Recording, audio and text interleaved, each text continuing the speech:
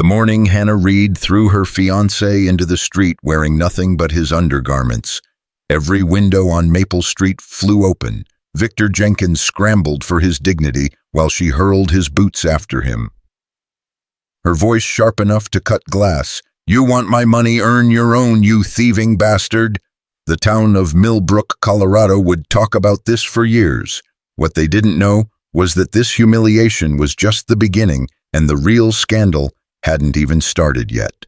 Before we dive deeper into Hannah's story, hit that subscribe button and ring the bell so you don't miss a single twist in this tale.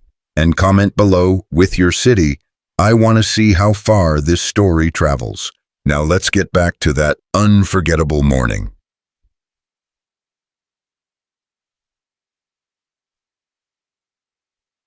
Hannah woke at 4:30, same as always. The house was dark and cold. She lit the stove, put the kettle on, and walked to the kitchen table where she kept her lockbox. It sat open, empty. Her hands went numb. She picked up the box, turned it over. Nothing. Not a single coin. She'd counted yesterday before bed $47.30. 3 years of work. 3 years of skipping meals, mending clothes until they fell apart, making soap until her hands cracked and bled. Gone. Victor, no answer. She checked the bedroom. His side of the bed was cold. The closet door hung open, his good coat missing. Hannah walked back to the kitchen and sat down hard in the chair. The lockbox sat in front of her, mocking her with its emptiness. The front door creaked open. Victor stumbled in, reeking of whiskey and something else, cheap perfume, the sickly sweet kind the girls at the saloon wore. His shirt was untucked, his hair a mess. He didn't look at her. "Where is it?" He flinched. "Where's what?" "My money, Victor, all of it. Where is it?" "I borrowed it." The word hit her like a fist. Borrowed. "I had a sure thing. Poker game at the Silver Star. I was gonna double it, Hannah. Triple it even. We could have. You stole from me." Her voice came out flat, dead. "Jesus Christ, we're engaged. What's yours is mine. That's how it works." "Get out." He blinked. "What?" I said. "Get out of my house." "Hannah, be reasonable." She stood up fast enough to knock the chair over. "Reasonable? You stole 3 years of my life, and you want me to be reasonable. It's not stealing when we're getting married. We're not getting married." His face changed then. The fake remorse vanished, replaced by something ugly. "You don't mean that.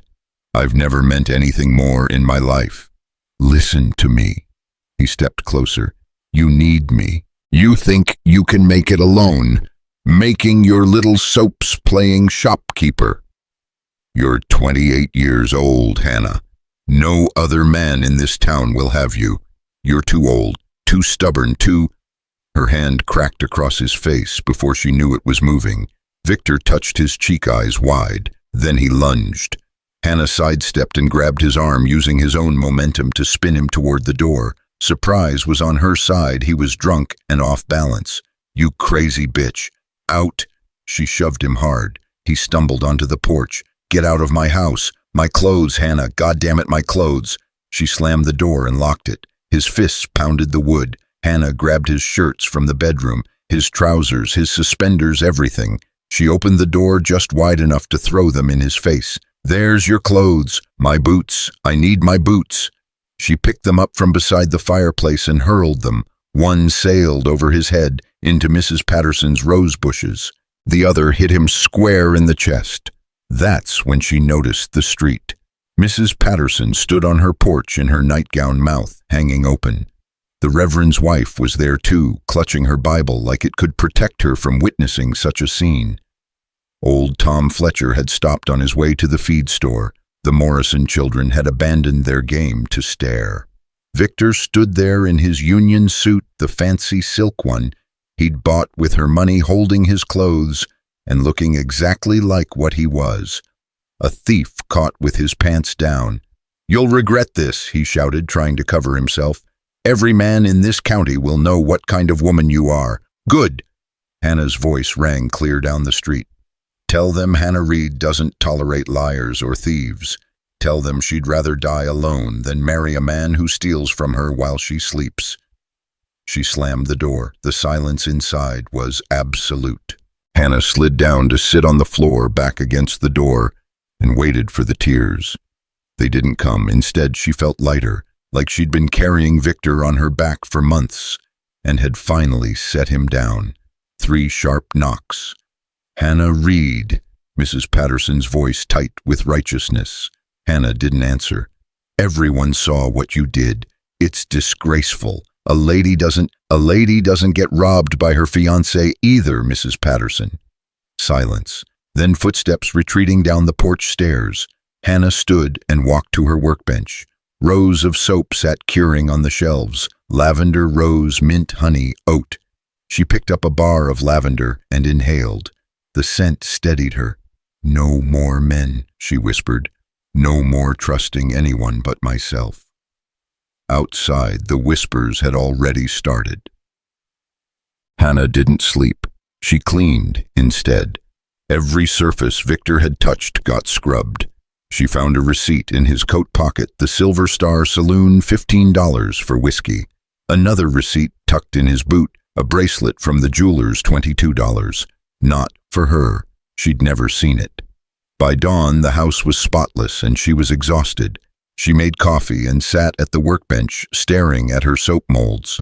$47 gone. Rent was due in 8 days. She had maybe $3 in small coins scattered around the house. The soaps on her shelf were worth about $20 if she could sell them all, but Danes took 60%. That left her with $8, not enough. A knock at the back door made her jump. "Hannah, it's me, Beatrice Whitmore." Hannah unlocked the door and her friend slipped inside carrying a basket. "I brought eggs and bread. Figured you might not feel like going to the market today." News travels fast. "Honey, the whole town knows. Mrs. Patterson's been holding court on her porch since sunrise." Beatrice set the basket on the table and pulled Hannah into a hug. "I'm so sorry." "Don't be. I should have done it months ago." Beatrice pulled back, studying her face. "You mean that? He stole from me, B. Every cent I'd saved. And he wasn't even sorry. Victor Jenkins is a snake. Everyone with half a brain knows it." Beatrice poured them both coffee. "But you know how this town is. They'll blame you anyway. Let them." "That's my girl." Beatrice smiled, but it faded quickly. "There's something else. I heard Percival Danes talking to the Reverend this morning. He said he can't have someone of questionable character working in his store." Hannah's stomach dropped. "He's firing me. He's going to try to use this against you. I'd bet money on it." The coffee turned bitter in Hannah's mouth. Without her arrangement with Danes, she had no income. Without income, she couldn't keep the house. Without the house, she'd have to move back to her brother's farm in Kansas, back to being an unpaid servant, back to nothing. "I won't let him," she said. "Those are my recipes, my soaps. He can't. He'll try. You know he will." Beatrice reached across the table and squeezed her hand. "But I might have something. An opportunity." "What kind of opportunity?" "Mason Crawford is hosting an engagement party next week. His fiancée, Charlotte Blackwood, wants local craftspeople there. Demonstrations, displays, that sort of thing. Show off Colorado culture to her fancy relatives from back east. She's paying $20 just to attend." $20. More than Hannah made in a good month. "Why would you think of me?" "Because I told Charlotte about your soaps last month when she visited town. She bought 6 bars and said they were the finest she'd ever used. She specifically asked if you'd be willing to come." Hannah's mind raced. $20 would cover rent with enough left over for supplies.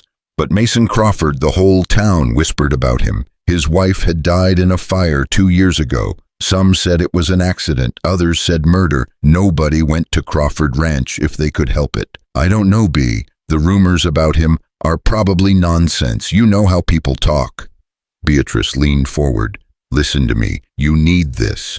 And honestly, after what you did this morning, you need to show this town you're not broken. Show them you're still standing." Hannah looked at her soap molds, her empty lockbox, the receipts from Victor's betrayal scattered across the table. "All right," she said. "I'll do it." Excellent. The party's Saturday night. Wear your best dress. Beatrice grinned. We're going to make them all choke on their gossip. After Beatrice left, Hannah tried to work. She needed to make more soap for the party, but her hands wouldn't stop shaking. Every time she reached for the lye, she thought about Victor's face when she'd slapped him, the sound it made, the shock in his eyes. She'd never hit anyone before in her life. A knock at the front door. Hannah froze. Miss Reed, it's Tom Fletcher. She opened the door a crack. Old Tom stood there with his hat in his hands, looking uncomfortable. Mr. Fletcher, I just wanted to say what you did this morning. That took guts. He cleared his throat. My daughter, she was engaged to a man like Victor once. Stole from her too, but she didn't have your courage. She married him anyway. Been miserable ever since. Hannah felt her throat tighten. Thank you. You need anything, you let me know. Not all of us think you did wrong. He nodded and walked away before she could respond. It was the kindest thing anyone had said to her in months. Hannah spent the afternoon making soap. The familiar rhythm calmed her measuring oils, heating them to the right temperature, carefully adding lye water, stirring until it traced. Pouring into molds. She made lavender because it sold best, and rose because Charlotte Blackwood had liked it. At 4 o'clock, another knock.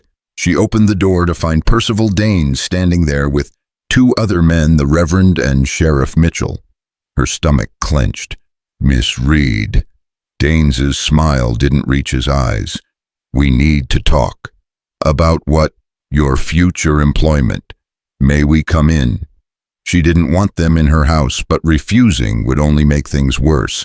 She stepped aside and they filed in, looking around like they were inspecting a crime scene. I'll get straight to the point, Danes said.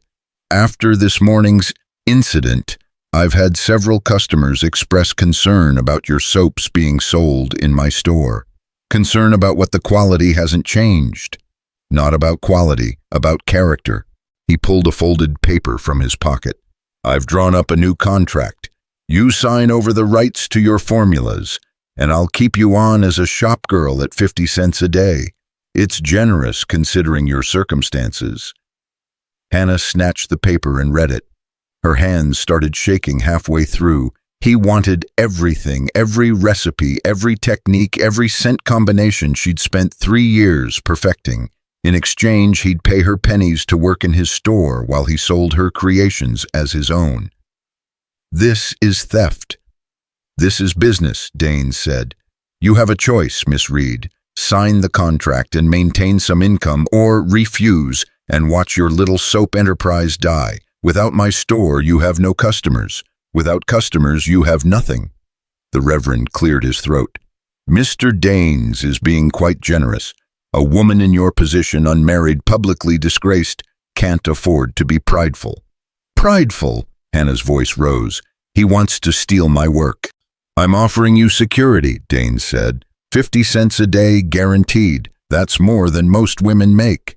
It's less than half what I make now. Now, yes, but how long before your reputation damages my business? How long before customers stop buying soap made by a woman who throws her fiancé into the street in his undergarments? He stepped closer. Sign the contract, Miss Reed, or find yourself without any income at all. Sheriff Mitchell hadn't said a word. He stood by the door, hand resting on his belt, making his position clear. This wasn't a negotiation. It was an ultimatum backed by the law. Hannah looked at the contract again. Every word felt like a noose tightening around her neck. I need time to think. You have until tomorrow. Danes took the paper back and folded it carefully. Come by the store at 9 o'clock. Bring your decision. And Miss Reed. He smiled. I hope you make the right choice. They left. Hannah locked the door behind them and pressed her forehead against the wood. Her chest felt too tight to breathe. They were going to take everything. First, Victor stole her savings. Now, Danes wanted her recipes, her business, her future. She was trapped. Unless Charlotte Blackwood's party. $20. It wasn't much, but it was something. And if Charlotte liked her soaps enough to request her presence, maybe, just maybe, there were other opportunities beyond Danes's store. Hannah walked to her wardrobe and pulled out her blue dress. It was 3 years old, the fabric worn thin at the elbows, but it was all she had. She pressed it carefully, her mind working through possibilities. She needed to make this party count, needed to sell enough soap to survive until she could find another arrangement, needed to show Percival Danes that he didn't own her. But first, she needed to survive tomorrow morning's ultimatum. That evening, Hannah sat at her workbench and did something she hadn't done in years. She wrote to her brother in Kansas. Dear Thomas, you were right about Victor. I should have listened. He stole my savings and I've thrown him out. I may need to come back to the farm soon. I'm sorry. She stared at the words, hating every one of them. Going back to Kansas meant giving up. It meant admitting defeat. It meant spending the rest of her life as her brother's unpaid housekeeper, raising his children growing old in someone else's house. She crumpled the letter and threw it in the stove. No, she wouldn't give up, not yet. A soft knock at the back door made her jump. It was past dark, nobody should be knocking this late. Who is it? Beatrice, let me in quick. Hannah unlocked the door. Beatrice slipped inside, breathing hard like she'd been running. What's wrong? I was having dinner at the hotel. You know they have the best roast on Thursdays, and I overheard something. Beatrice grabbed her shoulders. Hannah Danes is planning to report you to the county magistrate. For what? For operating a business without a proper license. Apparently there's some old law about commercial production requiring registration. Nobody's enforced it in years, but Danes is friends with the magistrate. He's going to use it to shut you down completely if you don't sign his contract. Hannah sat down hard. So I have no choice. There's always a choice. Beatrice paced the kitchen. You could sign and work for pennies, or you could refuse and fight him in court, which you can't afford, or what? Or you make enough money at Crawford's party to leave town entirely. Go to Denver, start fresh. There are shops there, real opportunities. Denver. Hannah had never been further than Colorado Springs. The thought of leaving everything behind terrified her. It's better than staying here and letting Danes destroy you. Beatrice knelt beside her chair. Hannah, you threw Victor into the street this morning because you refused to let him steal from you. Don't let Danes do the same thing in a fancy suit. Hannah looked around her small house. She'd been so proud when she'd rented it. Her own place, her own business, her own life. But maybe Beatrice was right. Maybe Millbrook was too small for a woman who refused to bend. I'll think about it, she said. Beatrice hugged her. That's all I ask. Now let's talk about what you're wearing to this party, because if you're going to walk into Mason Crawford's ranch, you need to look like you belong there. They spent the next hour going through Hannah's wardrobe. It wasn't encouraging. Besides the blue dress, she had 2 work dresses and a skirt with a torn hem. Beatrice finally threw up her hands. We're going shopping tomorrow. I don't have money for new clothes. I do. Consider it an investment. Beatrice smiled. Besides, I want to see the look on Crawford's face when you walk in. They say he hasn't looked at another woman since his wife died. They say he killed his wife. They say a lot of things, doesn't make them true. Beatrice headed for the door, then stopped. Hannah, what you did this morning throwing Victor out, that was the bravest thing I've ever seen. Don't lose that courage now. After she left, Hannah lay in bed and stared at the ceiling. Tomorrow she'd have to face Danes. Tomorrow she'd have to make a choice that would determine the rest of her life. But tonight she let herself imagine something different. A shop in Denver with her name on the sign. Customers who didn't know about Victor or the scandal. A fresh start. It seemed impossible. But then again this morning she'd thrown her fiancé into the street in his undergarments while the whole town watched. Maybe impossible was just another word for something she hadn't done yet. She closed her eyes and tried to sleep. In 3 days she'd walk into Mason Crawford's ranch. In 3 days everything would change again. But Hannah Reed, who'd spent the morning being brave, wasn't afraid of change anymore. She was counting on it. Hannah stood outside Danes's general store at 8:50 the next morning, her hands clenched so tight, her nails bit into her palms. Through the window, she could see him inside, arranging canned goods on a shelf with the precision of a man who controlled everything in his domain. She pushed the door open. The bell chimed. Danes turned, that oily smile already spreading across his face. "Miss Reed, punctual as always. I trust you've made your decision." "I have." He pulled the contract from beneath the counter and laid it out, producing a pen with a flourish. "Excellent. Sign here and here and no." The smile froze. "I beg your pardon. I said no." Hannah's voice came out steadier than she felt. "I won't sign away my work. Not to you, not to anyone." Danes's face darkened. "Then you leave me no choice. As of this moment, your soaps are no longer welcome in my establishment. Furthermore, I'll be filing a formal complaint with the county magistrate regarding your unlicensed commercial operation. Do what you need to do, Mr. Danes. You're making a grave mistake." He leaned across the counter. "Without my store, you have nothing. You'll be out on the street within a month. Maybe, but at least I'll still own what's mine." She turned and walked out before her courage could fail. The bell chimed behind her like a death knell. Outside, the morning sun felt too bright. Hannah's legs shook as she walked down Main Street, but she kept her head high. People stared from doorways and windows. Let them stare. She'd given them enough to talk about already. Beatrice was waiting at the tea shop, 2 cups already on the table. "Well, I told him no." Beatrice's face broke into a grin. "That's my girl. Now drink your tea and then we're going shopping. You have a party to prepare for." They spent the next 2 hours at Mrs. Chen's dress shop. Beatrice insisted on paying for everything. A deep green dress that brought out Hannah's eyes, new stockings, a pair of gloves that weren't patched and repatched. Hannah protested until Beatrice pulled her aside. "Listen to me. You're going into Crawford Ranch to sell your soaps to the richest people in 3 counties. You need to look like you belong there, not like you've been scrubbing floors." She squeezed Hannah's hand. "Let me do this, please." Hannah swallowed the lump in her throat. "I'll pay you back. I know you will." That evening, Hannah worked late into the night, making batch after batch of her finest soaps. Lavender with dried flowers pressed into the top, rose with a spiral of pink through the cream-colored base, honey oat that left skin soft as silk. She wrapped each bar in brown paper and tied them with twine, her fingers moving automatically while her mind raced with worries. What if nobody at the party wanted to buy soap? What if Charlotte Blackwood had only invited her out of pity? What if the rumors about Mason Crawford were true and she was walking into danger? She pushed the thoughts away and kept working. Fear was a luxury she couldn't afford. Saturday arrived too fast.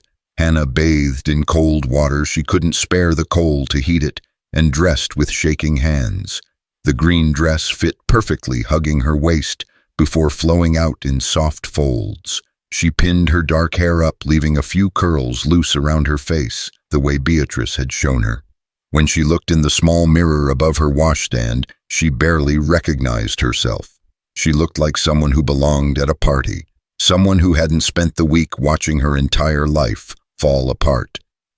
Beatrice arrived at 5 with a hired carriage. Ready? No. Good. Neither was I when I went to my first society party after my husband died, but I went anyway, and so will you. Beatrice climbed into the carriage and held out her hand. Come on, we're going to be fashionably late. The ride to Crawford Ranch took 40 minutes. Hannah watched the landscape change from town to open prairie to rolling hills dotted with cattle. The ranch house appeared suddenly a massive 2-story structure with a wide porch that wrapped around 3 sides. Lanterns glowed in every window and carriages lined the drive. Hannah's stomach clenched. There are so many people. At least 50 guests, Charlotte said. All the better for you, more potential customers. Beatrice adjusted Hannah's collar. Remember what we practiced. You're not a shop girl tonight. You're an artisan. Own it. They walked up the front steps together. A servant opened the door and the sound of conversation and music washed over them. Hannah had never seen so many well-dressed people in one place. The women wore silk and satin in colors Hannah couldn't name. The men's suits probably cost more than she made in a year. Miss Whitmore, Miss Reed, you came. Charlotte Blackwood swept toward them, resplendent in cream-colored silk. She was younger than Hannah had expected, maybe 22, with blonde hair and a smile that seemed genuine. "Thank you for inviting us, Miss Blackwood," Beatrice said. "Please call me Charlotte, and Miss Reed. I'm so glad you brought your soaps. I've been telling everyone about them. Your table is set up in the conservatory right through there. Go settle in, and I'll start sending people your way." Charlotte leaned closer and dropped her voice. "Fair warning, my Aunt Marjorie is a terror, but she has more money than God. If you can win her over, she'll buy half your stock." Hannah managed a smile. "Thank you." The conservatory was a glass-walled room filled with exotic plants. Someone had set up a small table draped in white cloth near the windows. Hannah arranged her soaps carefully, trying to make 20 bars look like 50. Her hands wouldn't stop shaking. "Breathe," Beatrice said. "You've got this. What if nobody buys anything? Then we'll drink their expensive champagne and eat their fancy food and go home. But they will buy, trust me." The first customers arrived within minutes. 2 young women in matching pink dresses who giggled over the rose soap and bought 3 bars between them. Then an older gentleman who said his wife loved lavender and purchased 5. Then a woman who bought one of everything for sampling. Hannah's tension began to ease. She could do this. She knew how to talk about her soaps, how to explain the ingredients, how to make people understand that what she created was worth buying. Then someone said, "What do we have here?" Hannah looked up into the coldest eyes she'd ever seen. The woman was perhaps 60, dressed in black silk despite the celebratory occasion, her gray hair swept back in a severe style. She picked up a bar of soap and sniffed it like it might be poisonous. "Aunt Marjorie," Charlotte appeared at Hannah's elbow. "This is Miss Hannah Reed, the soap maker I told you about." Marjorie set the soap down. "Crude packaging." Hannah's face burned. "I wrap each bar by hand." "I can tell. The twine is uneven." Marjorie picked up another bar, examining it from every angle. "What's in this one? Honey, oat milk, and vanilla. It's gentle enough for sensitive skin, but moisturizing enough for—" "I didn't ask for a sales pitch. I asked what's in it." Marjorie's lips pursed. "Can you provide a complete ingredient list?" "Of course. Olive oil, coconut oil, sustainable palm oil, honey, oat milk, vanilla extract, lye, and distilled water." "Lye, that's caustic. The saponification process neutralizes the lye completely. There's none remaining in the finished product." Marjorie's eyebrow rose a fraction. "You understand the chemistry?" "I've studied it extensively.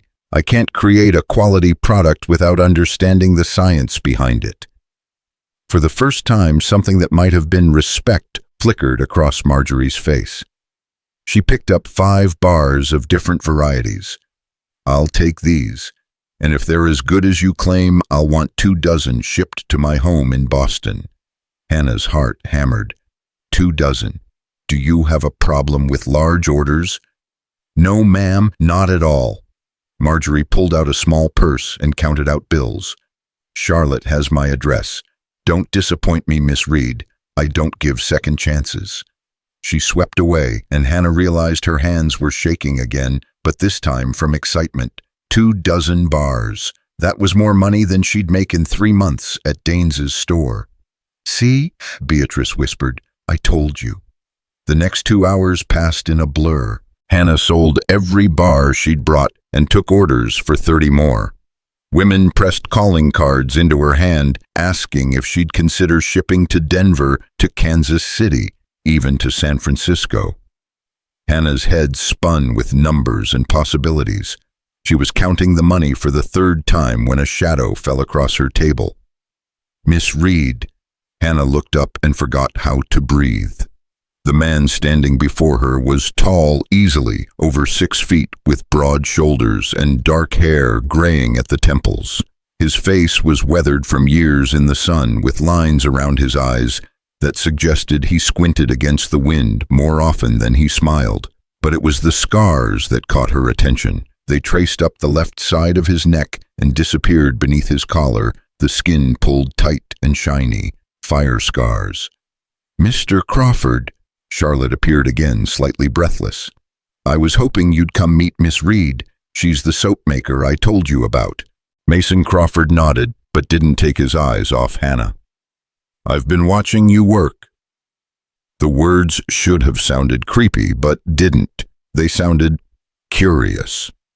"I hope I haven't disrupted your party," Hannah said. "On the contrary, you're the only interesting thing happening at this party." He picked up one of the sample bars she'd set aside. "Lavender. Yes, from plants I grow myself." "Do you have gardens at your home?" "Small ones, mostly herbs, lavender, rosemary, mint. Nothing like what you have here, I'm sure." "I'd be interested in seeing them sometime." He set the soap down. "Charlotte tells me you know quite a bit about medicinal herbs."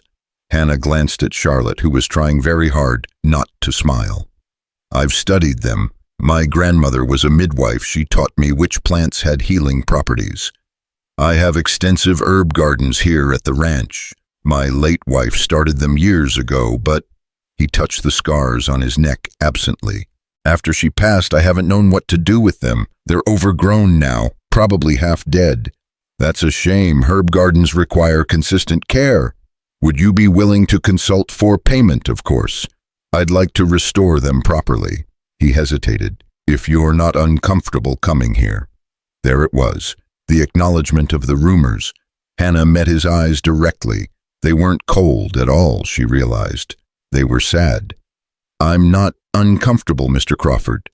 Something shifted in his expression, relief, maybe. "Then would you come Tuesday morning? I can send a carriage for you." "That's not necessary. I can ride." "You have a horse." "I have a very patient mule named Sadie." The corner of his mouth twitched. Not quite a smile, but close. "Then I'll see you Tuesday morning, Miss Reed." He walked away before she could respond. Charlotte grabbed Hannah's arm and squeezed. "Do you know what you've just done? Mason hasn't invited anyone to the ranch since Elizabeth died. Not once.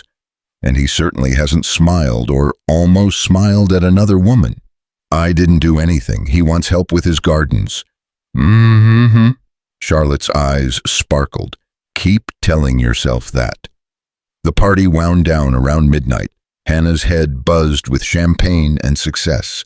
She'd made $47 in sales and taken orders worth at least 60 more.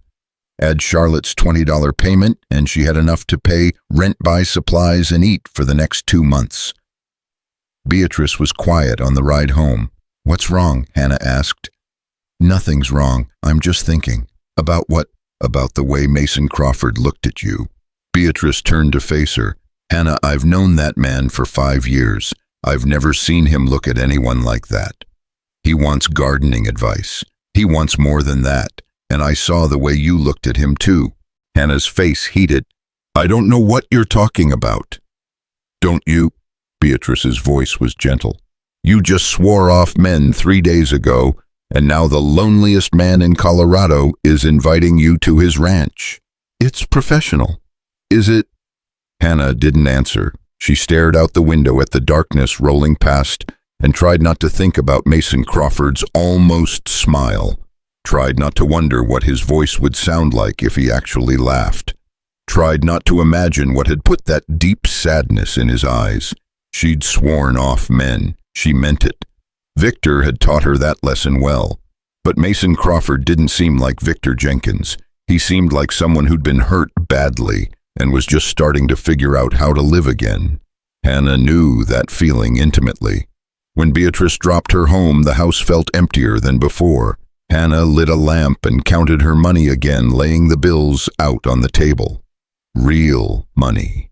Money she'd earned through her own skill, not at Percival Daines's mercy. She picked up one of the calling cards Marjorie had given her. Marjorie Blackwood, Boston, Massachusetts. Hannah had never been further east than Kansas. Now a woman in Boston wanted her soap. The world felt suddenly impossibly bigger. Hannah undressed carefully, hanging the green dress in the wardrobe like the treasure it was. She washed her face and climbed into bed, but sleep wouldn't come. Her mind kept returning to Crawford Ranch, to the glass conservatory, to Mason Crawford's scarred hands holding her lavender soap like it was something precious. Tuesday, she'd go back Tuesday, just for the garden, she told herself, just for the work. But a small, traitorous part of her heart whispered that she was lying. The knock on her door at 7 Sunday morning made Hannah's blood run cold. She threw on a robe and opened the door to find Sheriff Mitchell standing on her porch, hat in hand. "Miss Reed, sorry to bother you so early." "What's wrong?" "Nothing's wrong exactly, but I wanted to warn you, Percival Danes filed that complaint with the magistrate. You're being summoned to appear in court 2 weeks from Friday." Hannah's knees went weak. "On what charges?" "Operating a commercial enterprise without proper licensing. It's an old law, barely enforced, but it's on the books." Mitchell shifted uncomfortably. "For what it's worth, I think it's horseshit, pardon my language. But Danes has the magistrate's ear, and I wanted you to know what's coming. Thank you for the warning. You might want to get yourself a lawyer. Samuel Green is fair and won't charge you an arm and a leg." Mitchell put his hat back on. "And Miss Reed, what you did the other morning throwing out Victor Jenkins, that took guts. My daughter's engaged to a man who treats her poorly and she won't leave him. I wish she had half your courage." He left before Hannah could respond. She closed the door and leaned against it, her mind racing. A court date, legal fees she couldn't afford, and if the magistrate ruled against her, he could shut down her business entirely. Everything she'd built at Crawford's party could disappear before she ever delivered a single order. Hannah dressed mechanically and walked to church. She didn't want to go, didn't want to face the stares and whispers, but if she didn't show, people would say she was too ashamed. She needed to show Millbrook she wasn't going anywhere. The Reverend's sermon was about forgiveness and Christian charity. Hannah sat in the back pew and tried not to notice how many people turned to look at her. When the service ended, she stood to leave quickly, but Mrs. Patterson blocked her path. "Hannah Reed, I want a word with you." Here it comes, Hannah thought, the lecture about propriety and shame, but Mrs. Patterson surprised her. "My roses are dying." Hannah blinked. "Your roses?" "Yes, the ones your fiancé's boot landed in. They've got some kind of blight, and I can't figure it out. I hear you know about plants." Mrs. Patterson's mouth pressed into a thin line. "I'm willing to pay for advice." It wasn't an apology, but it was something. "I'll look at them tomorrow," Hannah said. "Good. Come by at 9. Mrs. Patterson walked away without another word. Hannah left the church and headed home. The street was quiet, most families having Sunday dinner. She was almost to her house when she saw him, Victor Jenkins, leaning against her porch railing like he owned the place. "Hannah, we need to talk." "No, we don't."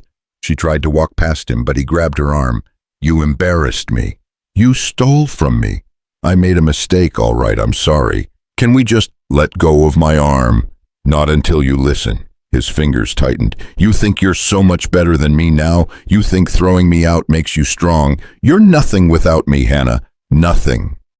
"She told you to let go." Victor spun around. Mason Crawford stood at the bottom of the porch steps, still dressed in his Sunday clothes. His voice was calm, but something dangerous lurked beneath it. "This doesn't concern you, Crawford. Miss Reed asked you to release her. That concerns me." Mason climbed the steps slowly. He had maybe 3 inches and 40 pounds on Victor. "Let go." Victor's hand dropped. "Fine, but this isn't over, Hannah. You're going to regret what you did." "I already do," Hannah said quietly. "I regret every day I wasted believing you were a decent man." Victor's face twisted with rage, but he stormed off before Mason could respond. Hannah watched him go, her arm throbbing where he'd grabbed her. "Are you hurt?" Mason asked. "I'm fine. What are you doing here?" "I was at church across town and saw you walking home. Thought I'd—" He trailed off, looking uncomfortable. "I wanted to make sure you got home safely." "You followed me. That sounds worse than it was." He rubbed the back of his neck. "I was concerned. The way people were looking at you. I can handle gossip, Mr. Crawford. I know you can. I saw you handle it last night. His eyes met hers. But you shouldn't have to handle men who won't take no for an answer. That's different. Something warm unfurled in Hannah's chest. When was the last time someone had tried to protect her, not control her, not own her, just protect her? Thank you, she said softly. You're still coming Tuesday. If the invitation still stands. It does. He started down the steps, then paused. Miss Reed, for what it's worth, I think you did the right thing, with Victor, I mean. A man who steals from the woman he claims to love isn't worthy of her trust.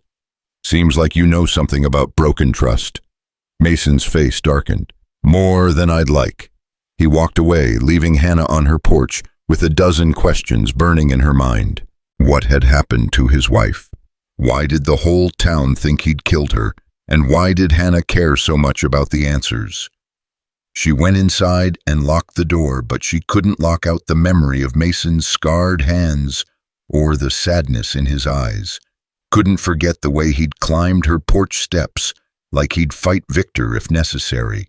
Couldn't ignore the fact that for the first time since throwing out her fiancé, she felt something other than anger or fear.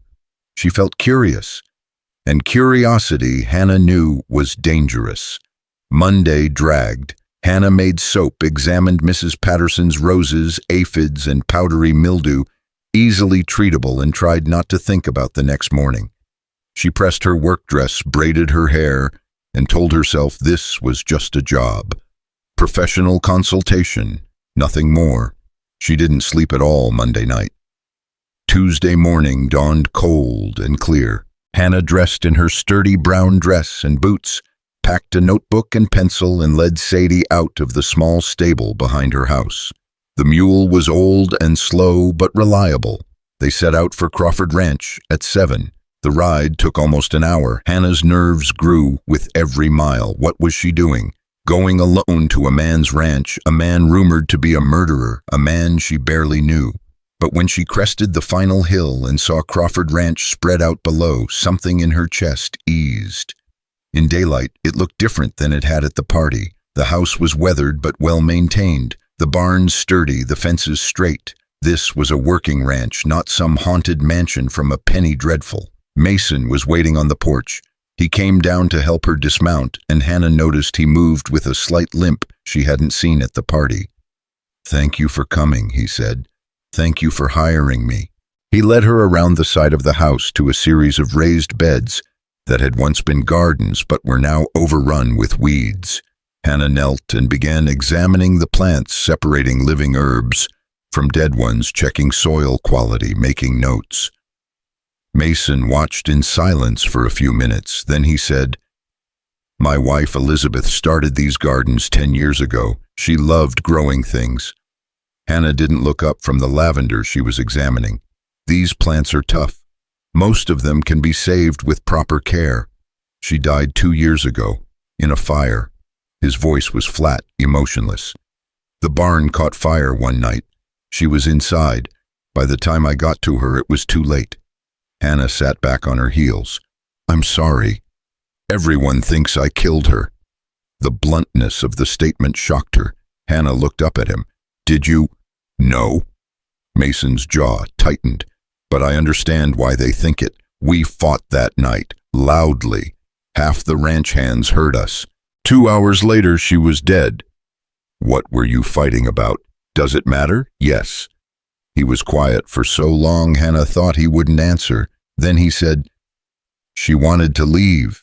Said she couldn't stand ranch life anymore, couldn't stand me anymore. Said she was going back east with or without me." He looked down at his scarred hands.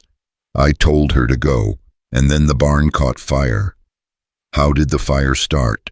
"We never knew for certain. The sheriff ruled it an accident, a knocked-over lantern probably, but people talk. And when a man's wife dies right after they fight, people believe what they want to believe." Hannah stood and brushed dirt from her skirt. "Do you want to know what I believe?" "What?" "I believe you loved your wife and you couldn't save her, and you've been punishing yourself for 2 years because of it."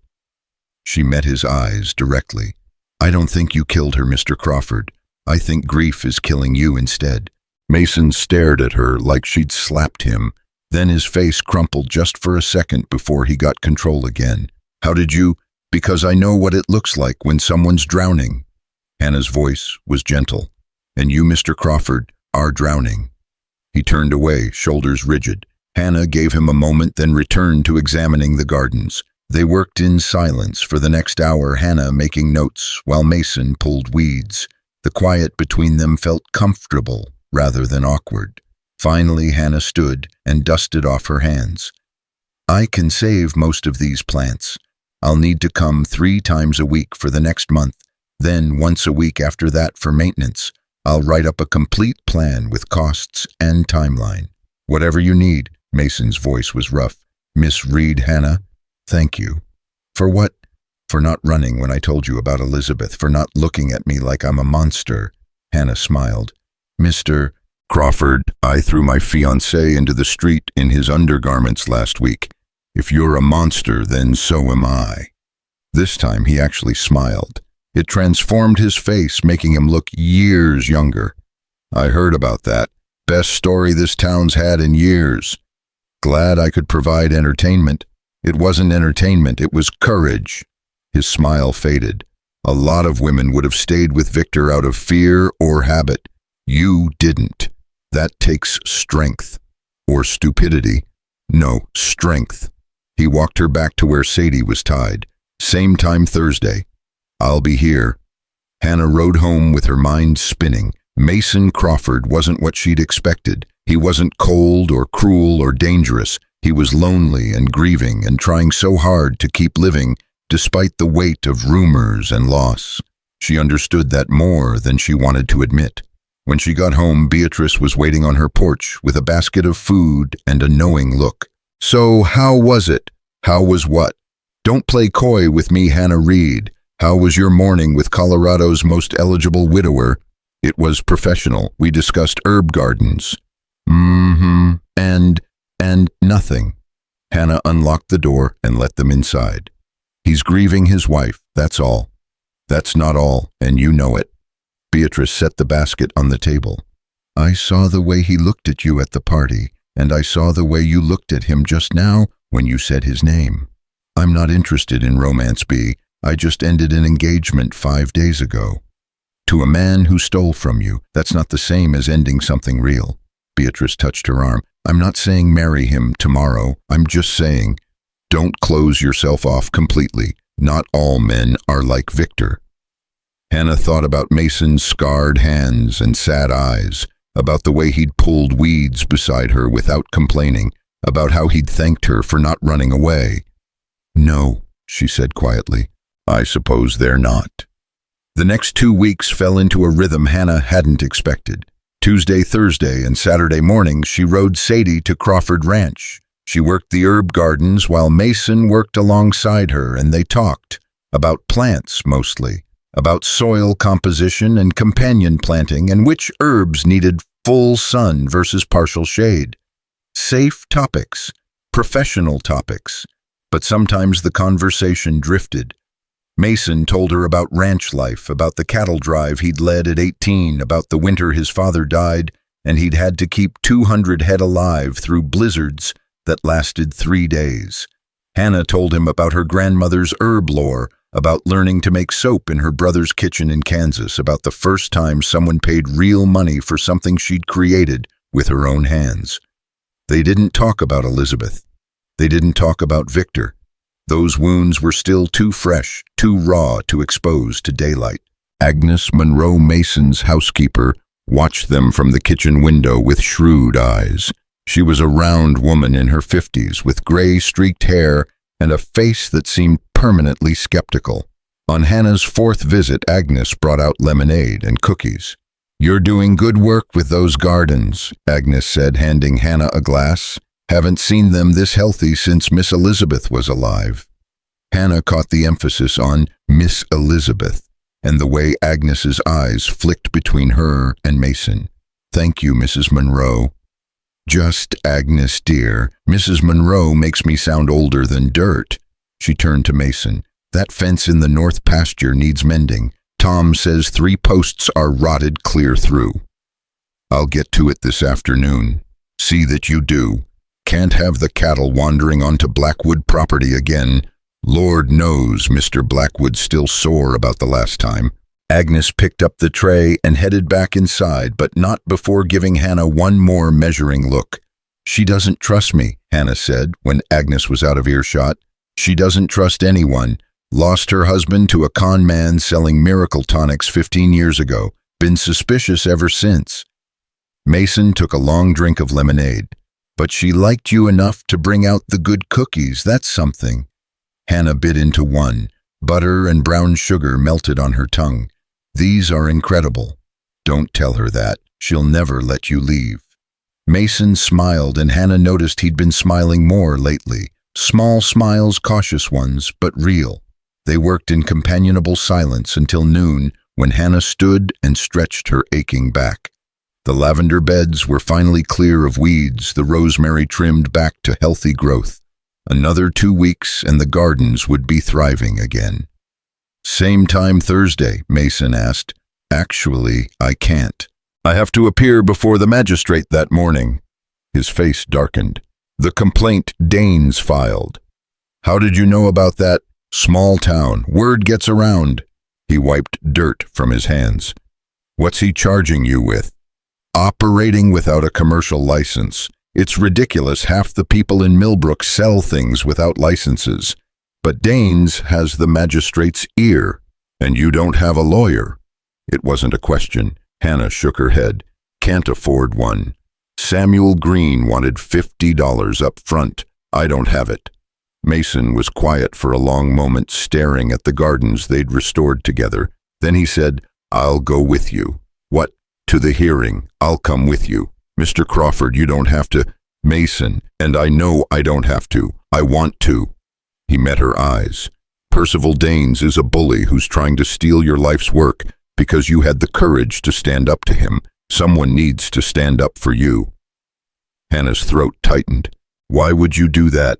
Because you stood up for me. His voice was rough. You didn't believe the rumors. You didn't run. You treated me like I was human instead of a monster. That means something. Mason, if you come with me, people will talk about us. They'll assume. Let them assume. He stepped closer. Let them talk. I stopped caring what this town thinks about me 2 years ago. The only person whose opinion matters is standing right in front of me. Hannah's heart hammered against her ribs. This was dangerous, this feeling blooming in her chest, this warmth spreading through her veins. She'd sworn off men, she'd meant it. But Mason Crawford wasn't asking her to marry him. He was offering to stand beside her when she faced down the people trying to destroy her. That was different. That was friendship. At least, that's what she told herself. All right, she said quietly. Thank you. Thursday morning arrived cold and gray, threatening rain. Hannah dressed in her best dress, the green one from the party, and tried to calm her racing heart. Everything she'd built could end today. The magistrate could shut down her business, fine her money she didn't have, maybe even jail her for operating illegally. A knock at her door at 7:30. Mason stood on her porch wearing a dark suit that made him look more like a banker than a rancher. His hair was slicked back, his boots polished. He looked nothing like the man who'd spent the past 2 weeks pulling weeds beside her. You clean up nice, Hannah said. So do you. His eyes traveled over her dress, lingering just long enough to make her blush. Ready? No, but let's go anyway. They walked to the courthouse together. People stopped on the street to stare. Hannah heard the whispers start before they'd gone 2 blocks. Is that Mason Crawford with Hannah Reed? Didn't she just throw out her fiancé? Didn't he kill his wife? Well, aren't they a pair? Mason heard them too. His jaw tightened, but he didn't slow down. He held open the courthouse door and followed her inside. The hearing room was small and packed. Percival Danes sat at the front with his lawyer looking smug. The magistrate, an elderly man named Horace Whitfield, sat behind a raised desk, spectacles perched on his nose. The Reverend was there, and Sheriff Mitchell, and at least 20 other townspeople who'd come to watch the show.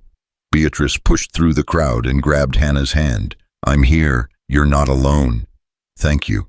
They took seats in the second row.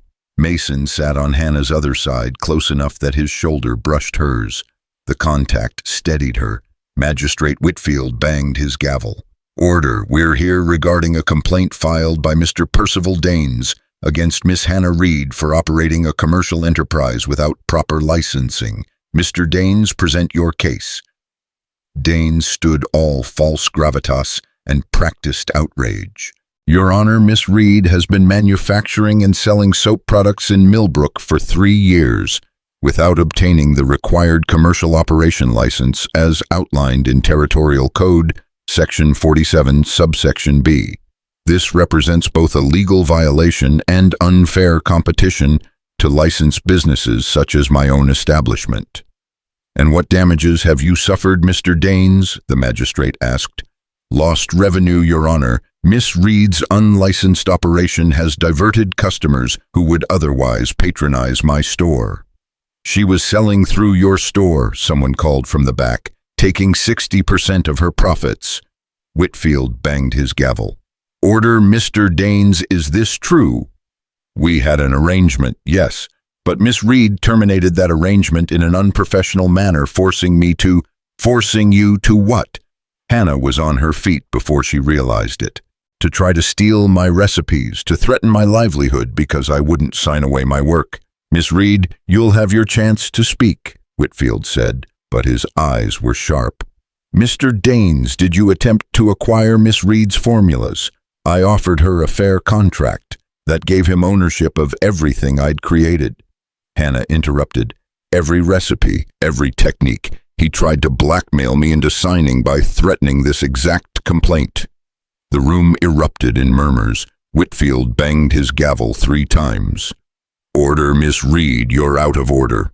"Then let her be properly in order," Mason said, standing. His voice carried across the room, quiet but impossible to ignore.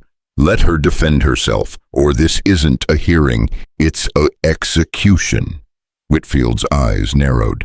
"And who are you?" "Mason Crawford. I'm here as a friend of Miss Reed." "You have no standing in this proceeding, Mr. Crawford." "Then I'll speak as a citizen and taxpayer." Mason didn't sit down.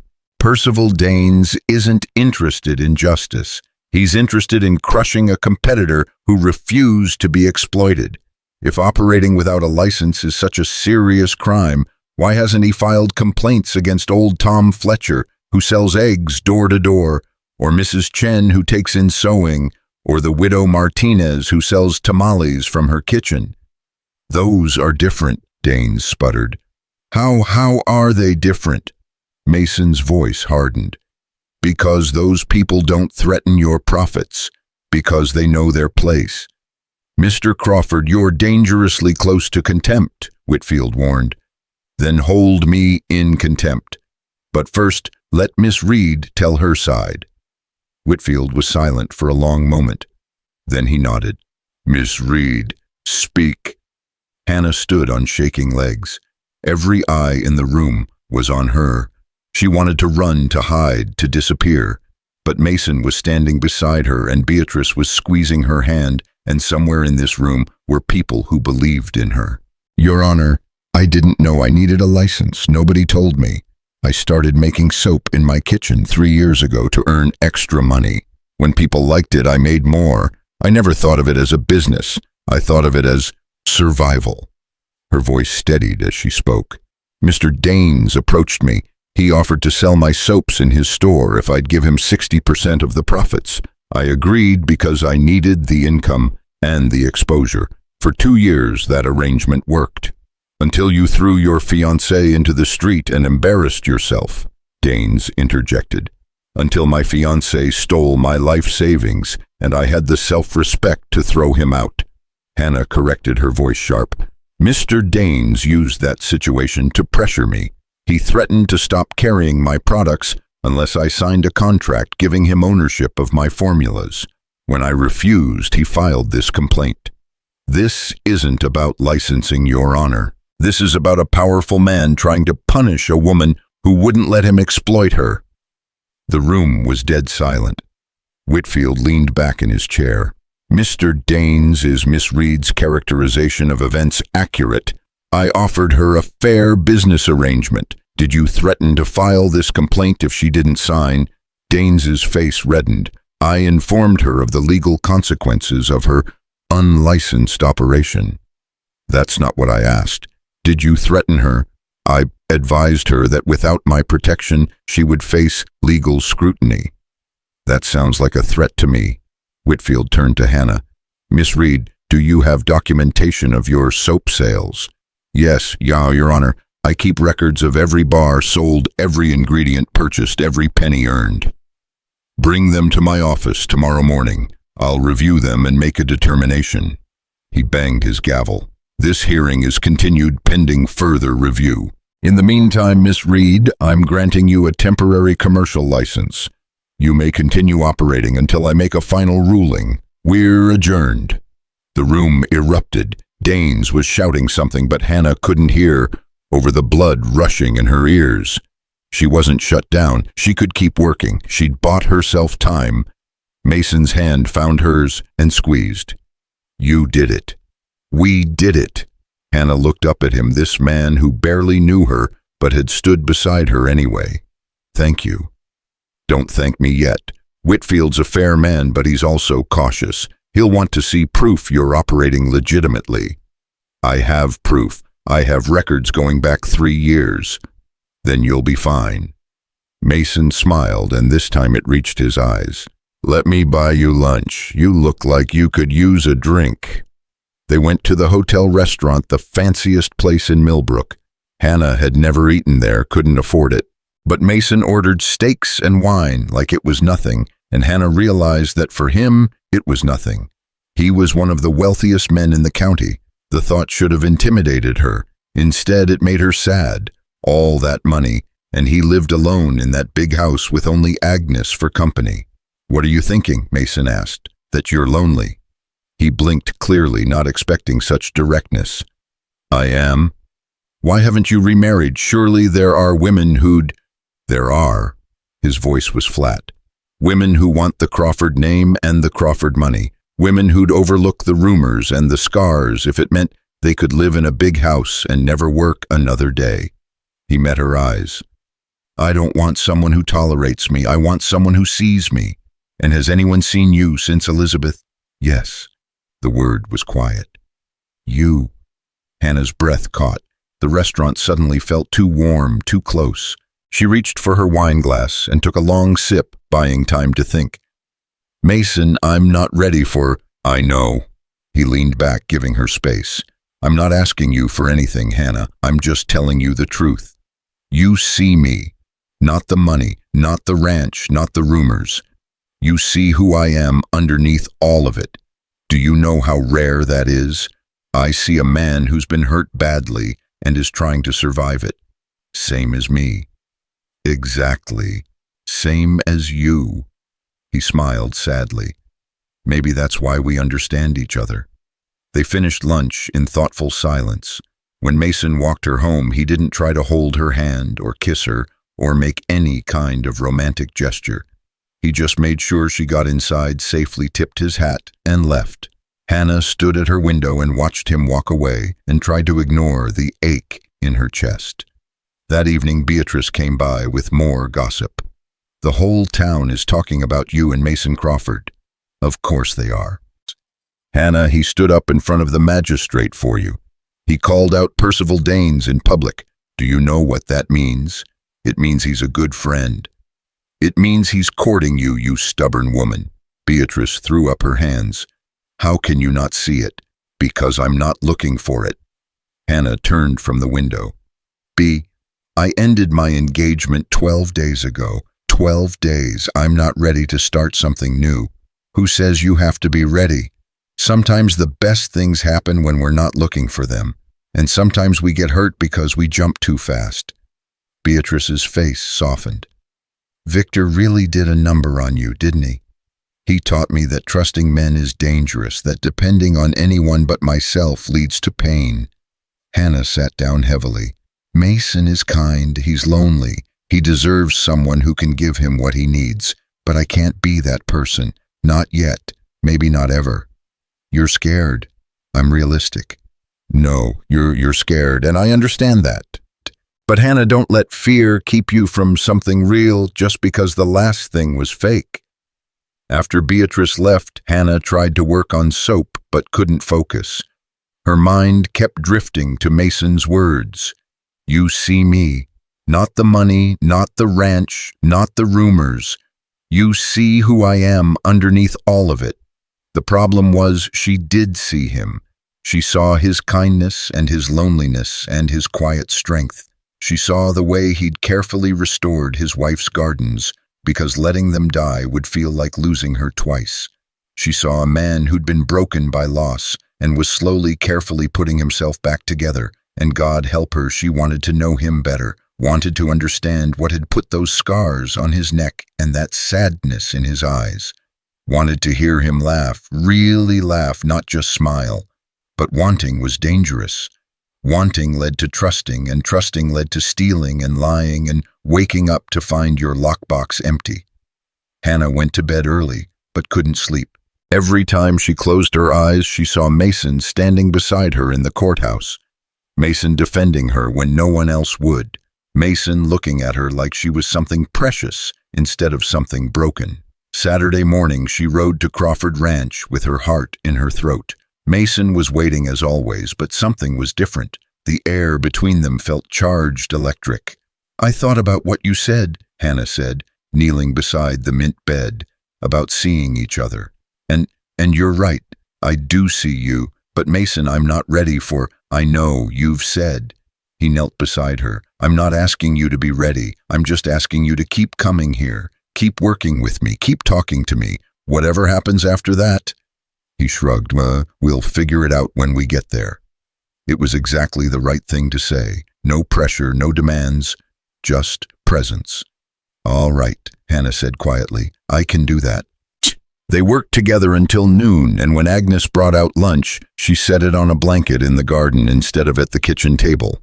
Hannah and Mason ate ham sandwiches and drank sweet tea while the sun warmed their faces. Tell me about Elizabeth, Hannah said. Mason was quiet for so long she thought he wouldn't answer. Then he said, she was beautiful, smart, came from money back east. Her father owned half the textile mills in Massachusetts. We met at a dance in Denver. She was 19, I was 23. I thought I was the luckiest man alive when she agreed to marry me. What happened? Life, the reality of ranch living. She'd grown up with servants and parties and society. Out here, she had me and Agnes and miles of empty prairie. She tried to adjust, built these gardens, learned to cook, tried to make a home, but she was miserable. He pulled up a blade of grass and shredded it. She'd beg me to move to Denver, said we could hire a foreman, live in the city part-time, but this ranch is my life. I couldn't leave it. So she stayed and resented me more every year. Is that what you were fighting about the night she died? Yes. She'd met someone in Colorado Springs, a railroad man from Philadelphia, said he'd offered to take her back east, give her the life she wanted. She was leaving with or without me. His voice cracked. I told her to go, told her I was tired of watching her hate me, and then, the fire. The fire. Mason's hands clenched. I was in the house too angry to sleep. I heard the horses screaming and ran out. The barn was completely engulfed. Elizabeth must have gone out there after our fight, maybe to think, maybe to be alone. I tried to get to her, got as far as the door before a beam collapsed. He touched his neck scars absently. Tom and the other hands pulled me out. By the time we got the fire under control, Elizabeth was dead. Hannah reached over and took his hand. It wasn't your fault. Wasn't it? If I'd been less stubborn, less tied to this land, if she'd been more honest about what she needed before marrying you, if you'd both tried harder to compromise, if the barn hadn't caught fire that particular night. Hannah squeezed his fingers. You can if yourself to death, Mason. It won't bring her back, and it won't change what happened. How did you get so wise? By making enough mistakes to learn from them. She smiled sadly. I spent 6 months with Victor telling myself I could change him, that if I was patient enough, supportive enough, he'd stop gambling, and become the man I wanted him to be. But people don't change because we want them to. They change because they want to. Elizabeth didn't want to be a rancher's wife. Victor didn't want to be responsible, and no amount of trying could fix that. They sat in silence, hands clasped, while the wind rustled through the herb garden. Finally, Mason said, "What do you want, Hannah? Not for me, not for anyone else. What do you want?" "I want to build something that's mine, a business, a reputation, a life where I don't need anyone's permission to exist." She looked at their joined hands. "And maybe someday I want someone to share it with. Someone who sees me the way you say I see you, but not yet. Right now I just want to survive. Then we'll help each other survive." Mason stood and pulled her to her feet. "Come on, there's something I want to show you." He led her behind the barn to a structure she hadn't noticed before, a small building with windows on all sides. Inside were shelves and a large workbench and a sink with a hand pump. "What is this?" "Elizabeth's soap-making room. She tried making soap once, thought it might give her something to do, lasted about a month before she gave up." He gestured around the space. "It's been sitting empty for 2 years. You could use it." Hannah walked slowly through the room, her mind spinning with possibilities. North-facing windows for consistent light, proper ventilation, space for molds and supplies, and maybe even a small stove for heating oils. This was 10 times better than working at her kitchen table. "Mason, I can't." "Yes, you can. You're already coming here 3 times a week. Might as well have a proper workspace." He leaned against the doorframe. "Consider it payment for restoring the gardens." "You're already paying me for that." "Then consider it rent, $20 a month for use of the space." "That's too much." 15. "Mason." "Hannah, please."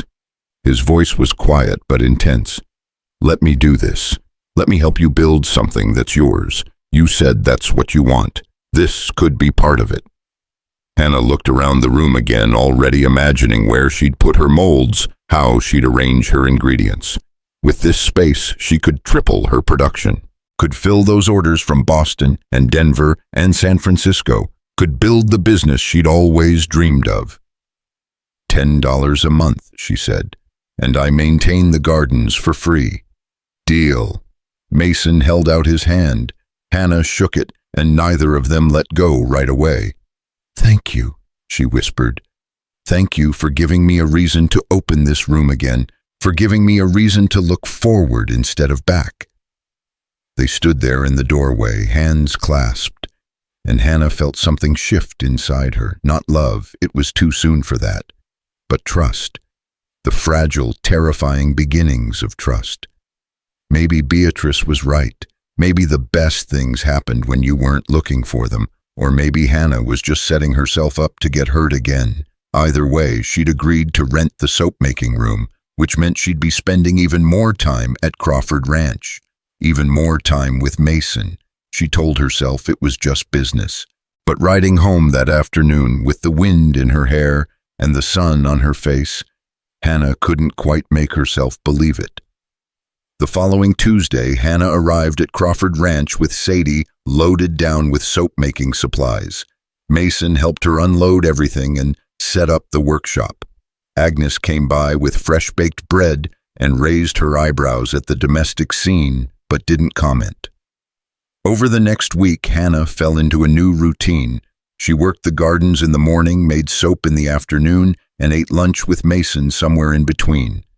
They talked about everything and nothing, books they'd read, places they'd traveled, dreams they'd given up, and dreams they still harbored.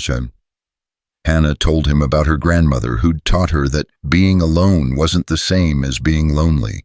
Mason told her about his father who'd built Crawford Ranch from nothing and died believing his son would carry on the legacy. They didn't talk about Victor or Elizabeth. Those ghosts still haunted them, but at least they haunted them separately. On Thursday afternoon, while Hannah was stirring a batch of honey oat soap, Mason appeared in the workshop doorway. "There's something you should know." His tone made Hannah's stomach drop. "What?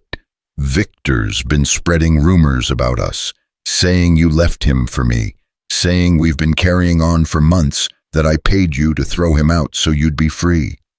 Hannah's hands tightened on the wooden spoon. That's a lie. I know it's a lie, but people are listening. Mason stepped inside, his face troubled. Charlotte Blackwood's father came to see me this morning. Said if the rumors are true, he'd have to break off his daughter's engagement to me. What? But you're not engaged to Charlotte anymore. That's what I told him. Apparently Charlotte failed to mention that detail to her father. Mason rubbed his face.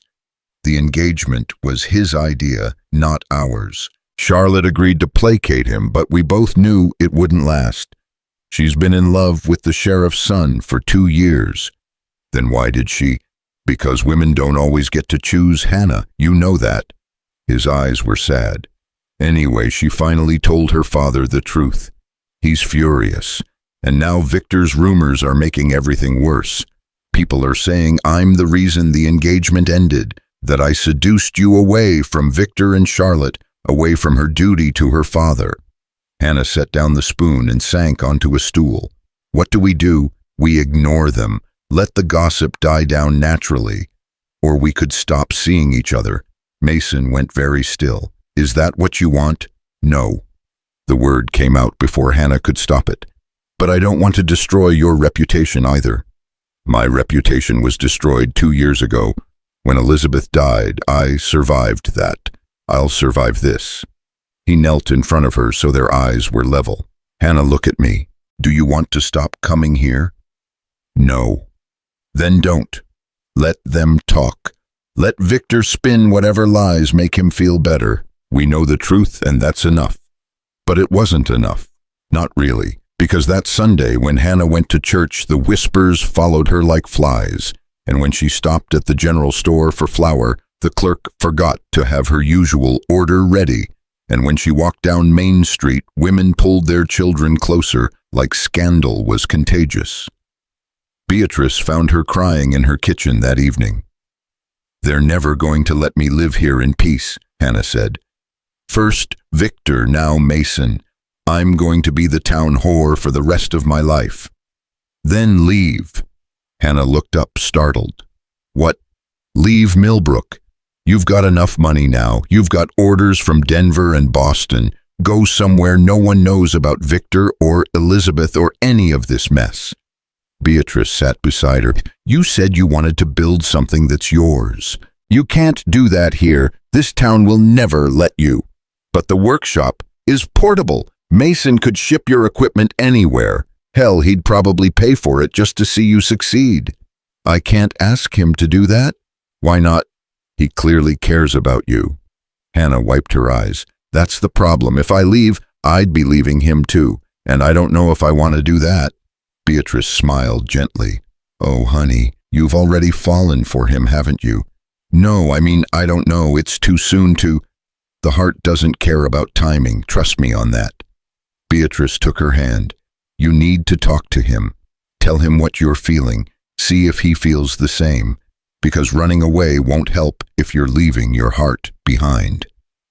That night, Hannah lay awake and thought about leaving. Thought about Denver with its opportunities and anonymity. Thought about starting fresh where no one knew she'd thrown her fiancé into the street or worked at Crawford Ranch or any of it. But she also thought about Mason's smile and the way they worked side by side in the gardens, and how comfortable the silence between them had become. She thought about the workshop he'd opened for her, and the way Agnes had started leaving extra cookies on her plate, and how the scars on Mason's neck didn't scare her anymore.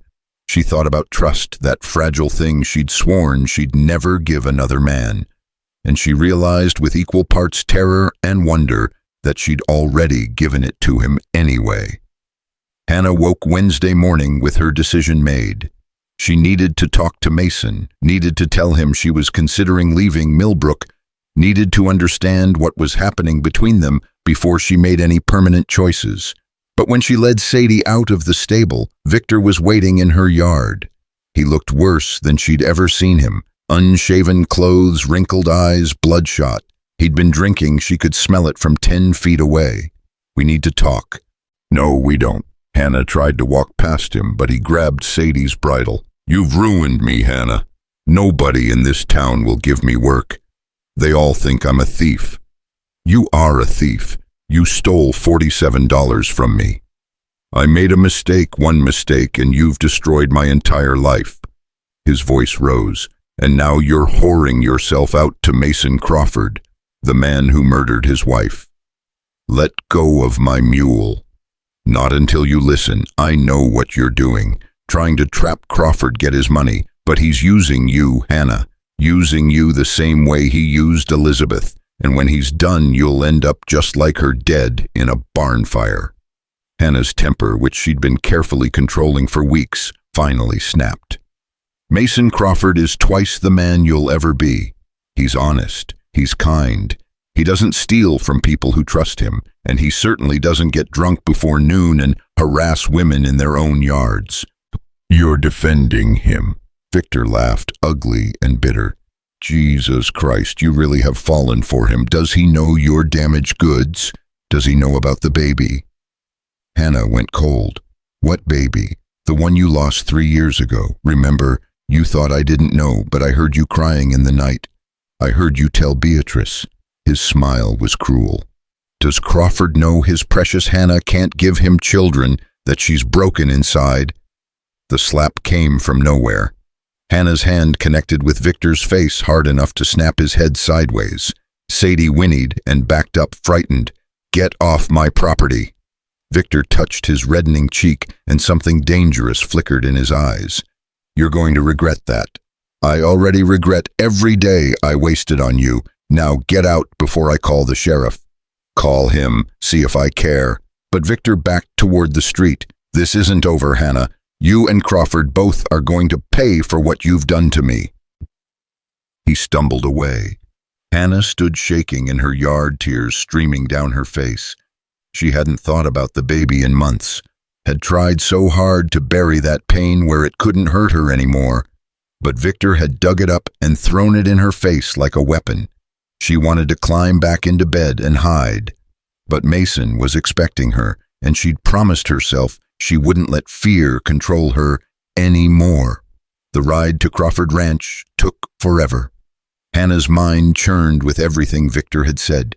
Damaged goods, broken inside. The words burrowed under her skin like splinters. Mason was waiting by the barn, but his smile faded when he saw her face. "What happened?" "Victor, he was waiting at my house this morning." Mason's expression darkened. "Did he hurt you?" "No, just words." But Hannah's voice shook. "He said things, terrible things." "Come inside." Mason took Sadie's reins and led them both to the barn. He settled the mule in a stall with fresh water, then turned to Hannah. "Tell me." So she did. She told him about Victor's accusations, about the threats, about being called a whore. She didn't tell him about the baby. That wound was too deep to expose even to Mason. When she finished, Mason was silent for a long moment. Then he said, "I'm going to kill him." "Mason." "I'm going to ride into town, find Victor Jenkins, and beat him until he can't walk." His hands clenched into fists. "Nobody talks to you like that. Nobody." "And then what?" "You'd go to jail and Victor would win." Hannah grabbed his arm. "That's what he wants. He wants to destroy both of us." "Then what do we do?" "Let him spread lies. Let him terrorize you. We ignore him. Like you said, we know the truth, and that's enough." "It's not enough." Mason's voice was rough. "Not when he's hurting you, not when he's making you cry." Hannah realized tears were still running down her face. She wiped them away angrily. "I'm fine. You're not fine, and you don't have to pretend with me." Mason pulled her into his arms before she could protest. "I'm sorry, Hannah. I'm sorry my friendship has made things harder for you." Hannah stood stiff in his embrace for a moment, then slowly relaxed. His chest was solid and warm, his heartbeat steady against her ear.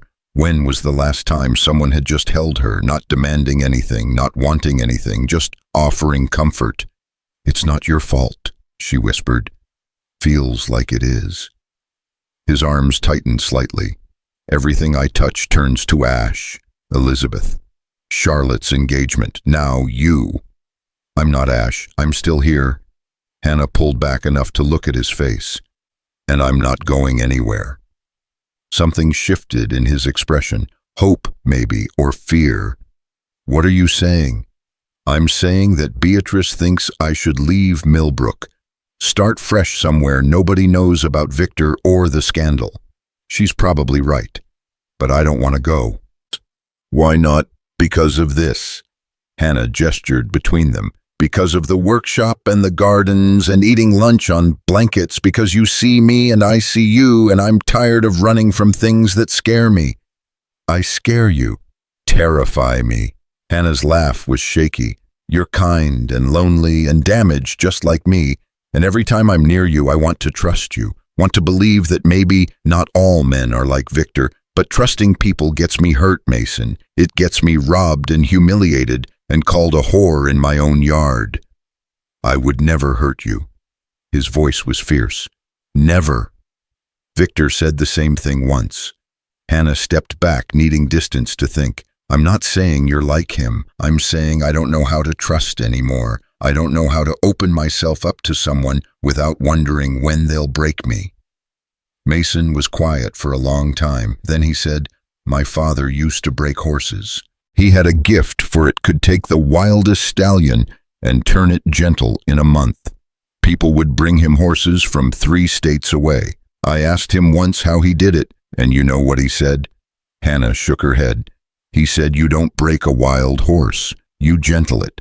You show up every day with patience and consistency. You prove through your actions that you're safe.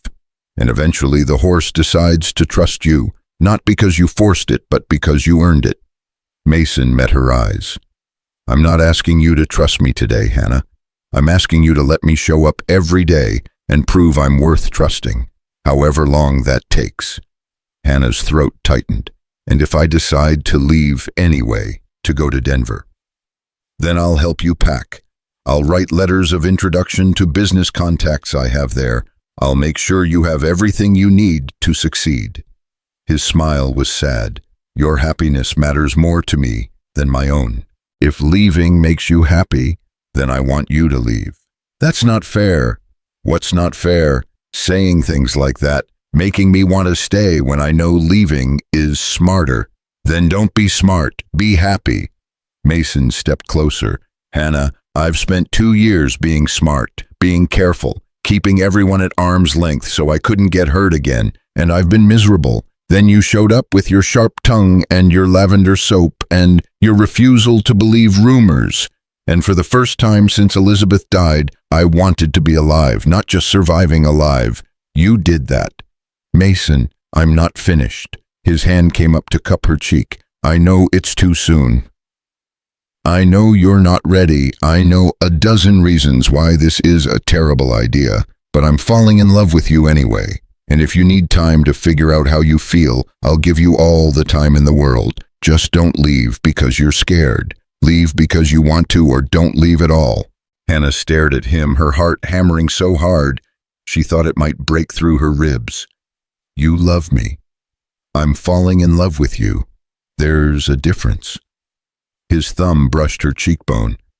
"Love takes time, but every day I spend with you I fall a little further, and honestly, it's terrifying." "Why terrifying?" "Because you could destroy me worse than Elizabeth ever did. You could take this broken heart I've been holding together with tape and good intentions and shatter it into pieces too small to repair." His voice dropped to a whisper. "And I'd let you. That's how much power you have over me already."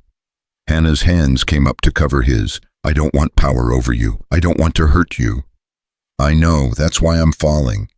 Mason leaned forward until their foreheads touched. "So what do we do now?" "I don't know." Hannah closed her eyes. "I don't know how to do this." "Neither do I, so maybe we figure it out together." They stood like that for a long moment, breathing the same air, sharing the same space. Then Agnes's voice rang out from the house. "Mr. Crawford, Sheriff's here to see you." Mason pulled back with a curse. "Now what?" They walked to the house together.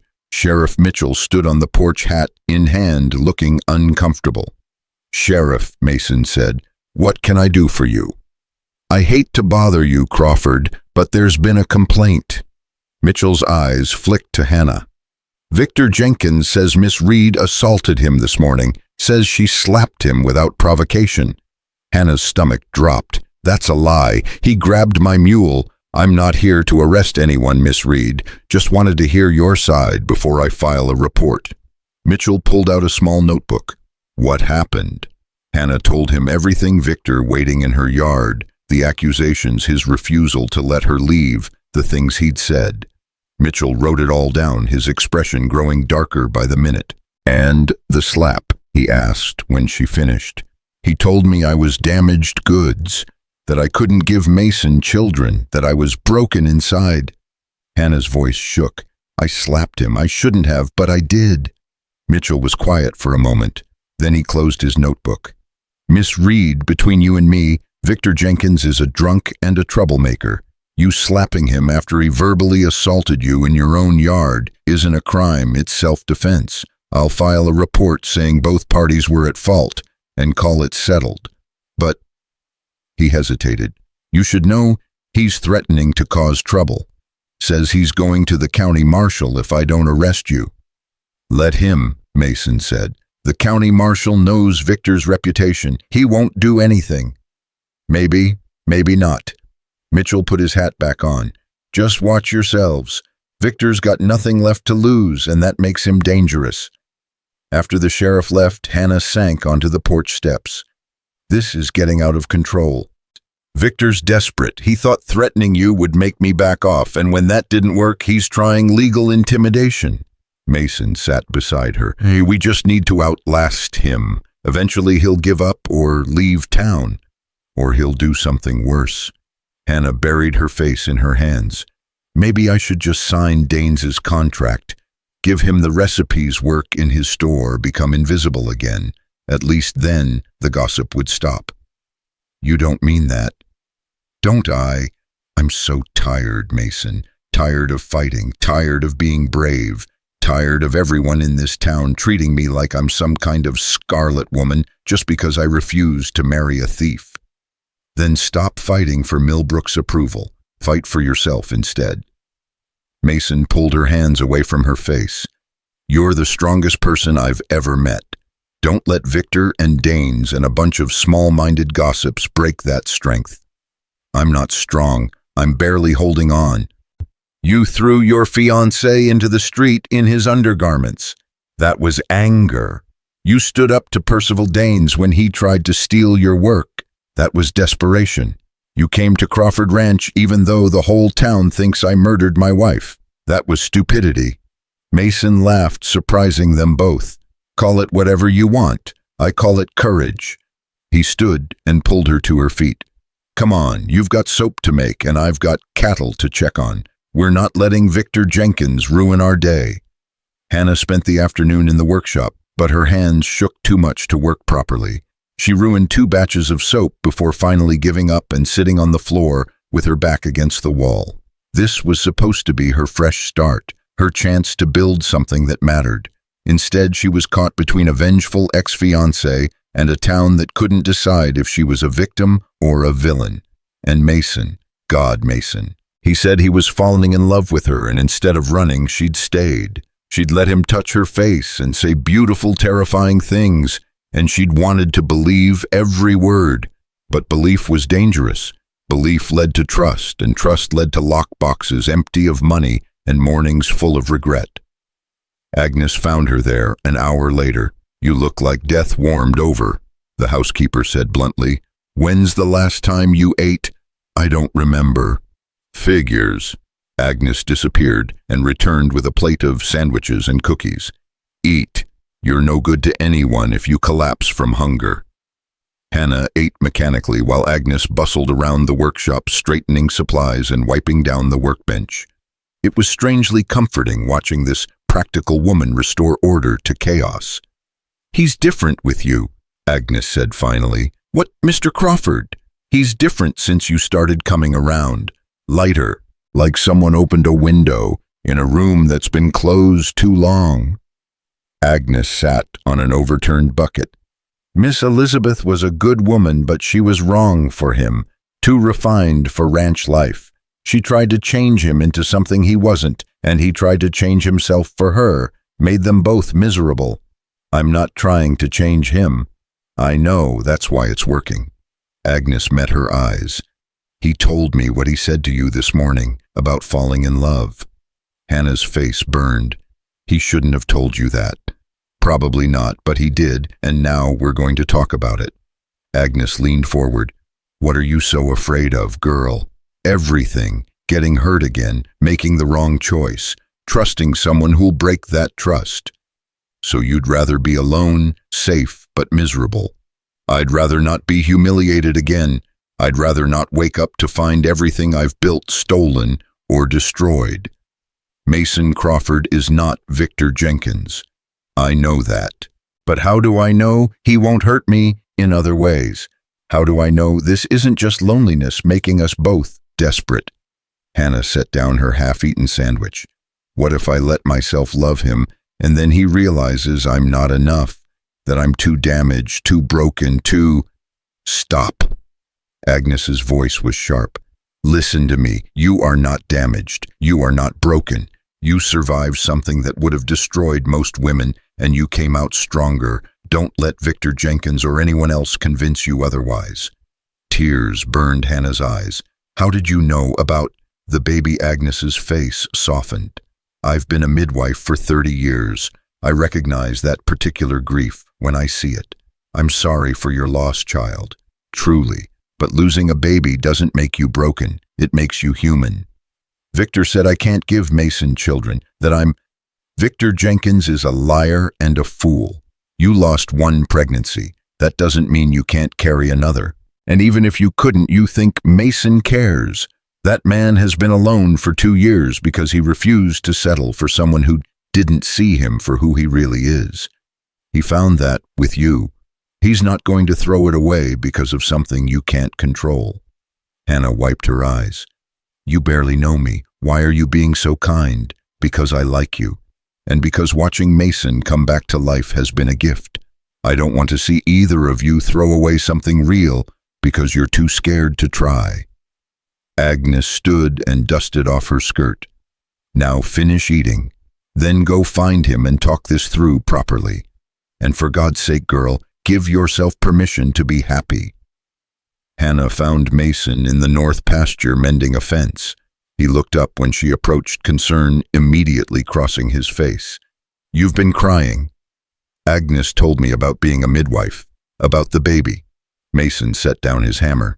I didn't tell her that. I swear. I know, she figured it out. Hannah wrapped her arms around herself. Victor told you I was damaged goods. I need you to know what he meant. You don't have to.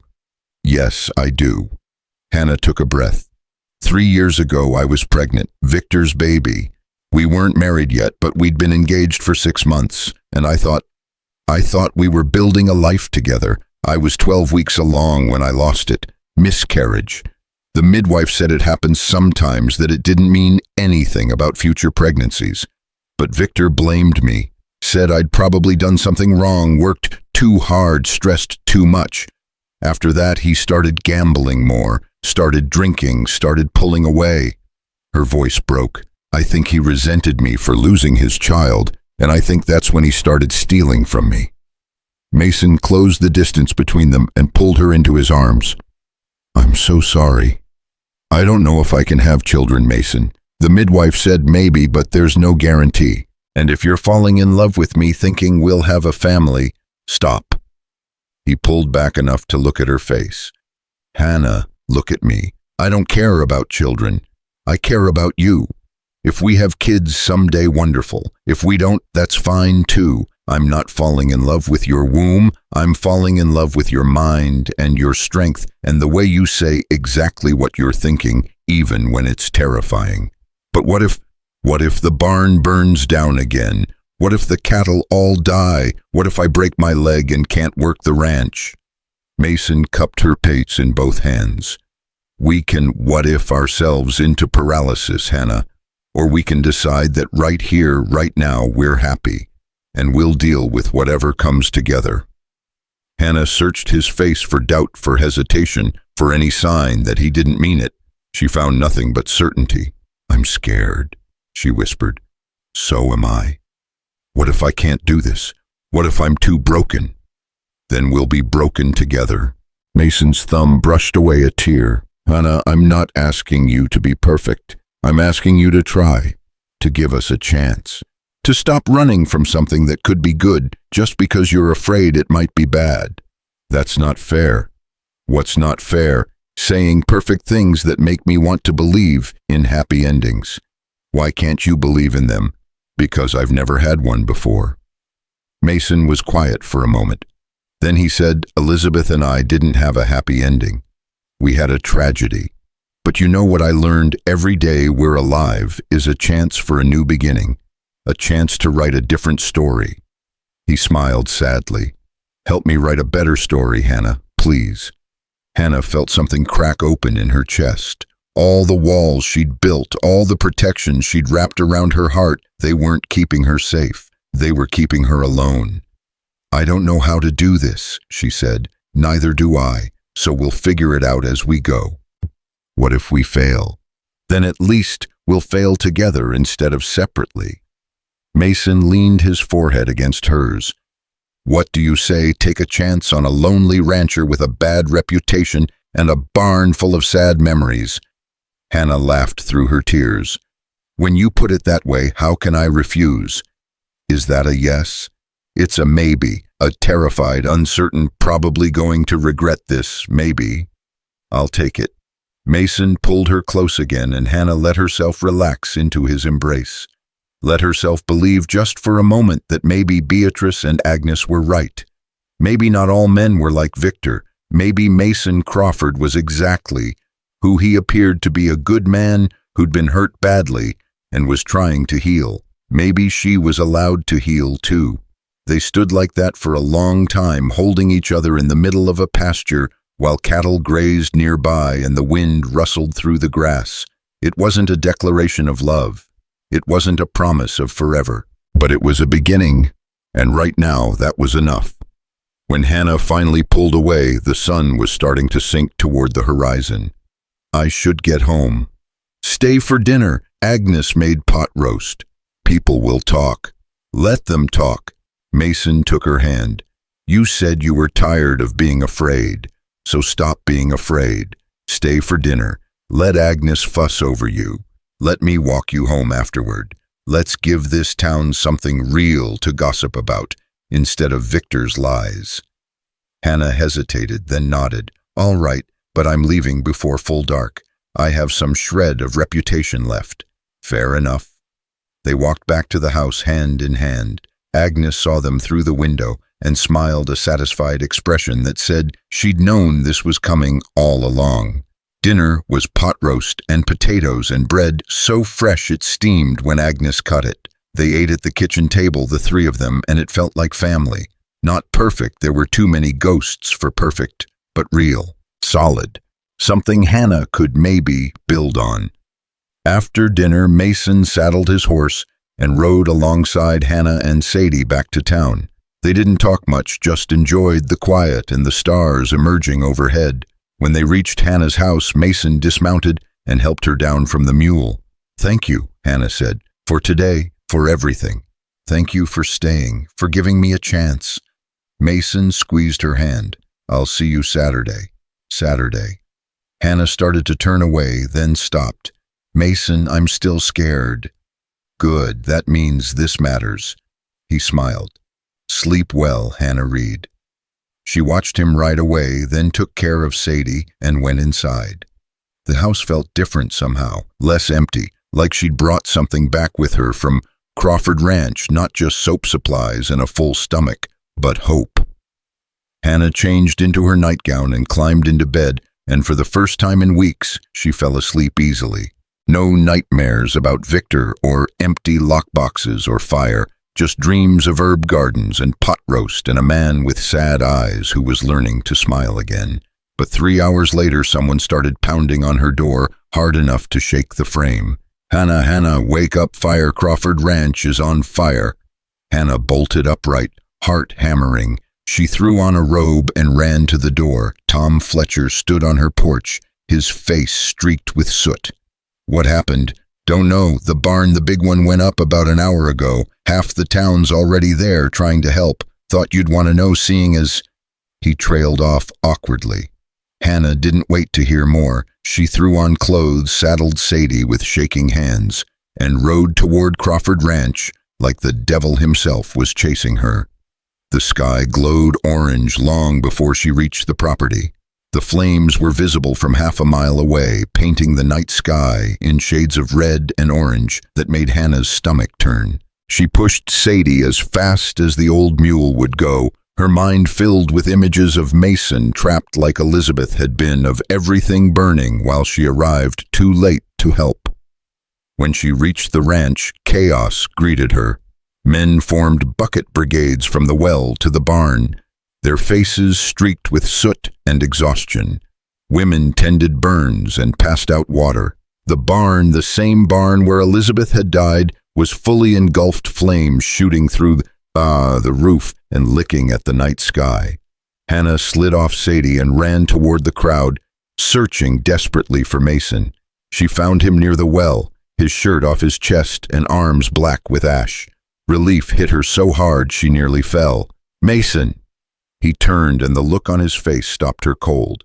Not relief, not even surprise, just a terrible empty devastation. "Hannah, you shouldn't be here. Are you hurt?" "No, but the barn—" His voice broke.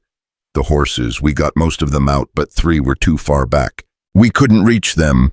Hannah grabbed his hand. "I'm so sorry." "It's happening again." Mason stared at the flames like he was watching a nightmare come to life.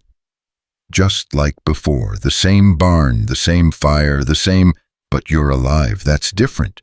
"Am I?" His eyes met hers, and Hannah saw something shattered in them. "Or am I just cursed to watch everything I care about burn?" Sheriff Mitchell appeared beside them, his face grim. "Crawford, we need to talk." "Not now, Sheriff." "Yes, now." Mitchell pulled a half-burned bottle from his coat. "We found this near where the fire started. Kerosene. Someone set this deliberately." Hannah felt the ground shift beneath her feet. "Who would—" "Victor Jenkins was seen leaving town around midnight. Headed this direction." Mitchell's jaw tightened. "Tom Fletcher saw him. Said Victor was drunk and ranting about making people pay." Mason went very still. "Where is he now?" "Don't know, but Crawford, I need you to stay calm. Don't do anything stupid." "Stupid would be letting him get away with this." Mason's voice was deadly quiet. "He killed my horses. He tried to burn down my home. If you think I'm going to stand here while I do my job and find him." Mitchell stepped between Mason and the road. "You go after Victor now. You're the one who'll end up in jail. Let me handle this. Like you handled his complaint against Hannah, like you handled him harassing her in her own yard." Mason's hands clenched into fists. "Victor Jenkins has been terrorizing us for weeks, and you've done nothing. Because I need proof, and now I have it." Mitchell held up the bottle. "This is arson. This is attempted murder if those horses count. I can arrest him, prosecute him, put him away for years, but only if you don't screw it up by beating him senseless first." Mason looked like he wanted to argue, but Hannah grabbed his arm. "He's right. Let the law handle this. The law didn't protect you. Maybe not, but it can punish him." Hannah stepped in front of Mason, forcing him to look at her instead of the fire. "Don't throw away everything we've built because you're angry. Don't give Victor the satisfaction of destroying you too." Something in Mason's face cracked. He pulled Hannah against his chest and held her so tight she could barely breathe. She could feel his heart hammering, feel the tremors running through his body. "I can't lose you," he whispered into her hair. "I can't lose anything else." "You won't. I'm right here." They stood like that while the fire raged and the bucket brigade worked, and Sheriff Mitchell organized a search party for Victor. Agnes appeared with blankets and water, wrapping one around Mason's bare shoulders and pressing a cup into Hannah's hands. "Drink. Both of you look like ghosts." Hannah drank. The water tasted like ash. "How bad is the damage?" Barn's a total loss. 3 horses dead, but the house is safe and so are the people. Could have been worse. Agnes's face was grim. Much worse. If the wind had been blowing toward the house instead of away. She didn't need to finish. They all knew what she meant. By dawn, the fire was out. The barn stood as a smoking skeleton, charred beams reaching toward the sky like broken fingers. Men sat exhausted on the ground, too tired to move. Women passed out food and coffee, and Mason stood staring at the ruins with that same empty expression. "I need to rebuild," he said. "Can't run a ranch without a barn." "You need to rest first," Hannah said. "Can't rest. Cattle need tending, fences need mending, work doesn't stop because—" His voice cracked. "Because everything's burning down around me." Hannah took his hand. "Then we'll help, all of us. You're not alone in this." "She's right," Tom Fletcher called from where he sat drinking coffee. "We'll organize a barn raising, get it done in a week or 2. Other voices joined in, men volunteering time and materials, women offering to bring food and supplies. Hannah watched Mason's face as the community he thought hated him rallied around him and saw tears gather in his eyes. "I don't know what to say." "Say thank you and let us help," Tom said gruffly. "That's what neighbors do." Sheriff Mitchell returned around noon with news. "Found Victor passed out drunk behind the old Miller place. He's in custody, and he's talking, trying to blame the fire on you. Crawford says you set it yourself for insurance money. But we've got witnesses who saw him with kerosene, and his boots match prints we found near where the fire started. He's done." "What happens now?" Hannah asked. "Trial, probably in 3 weeks. I'll need statements from both of you." Mitchell turned to Mason. "I'm sorry it took this long to stop him. We should have seen he was dangerous weeks ago. Just make sure he can't hurt anyone else." "I will." Mitchell tipped his hat and left. Mason sagged against Hannah like the last of his strength had finally given out. "I need to lie down." Agnes and Hannah helped him to the house and up to his room. He collapsed onto the bed, still wearing his ash-covered clothes, too exhausted to change. Hannah pulled off his boots and covered him with a quilt, while Agnes opened the windows to let in fresh air. "Stay with him," Agnes said quietly. "He shouldn't be alone right now."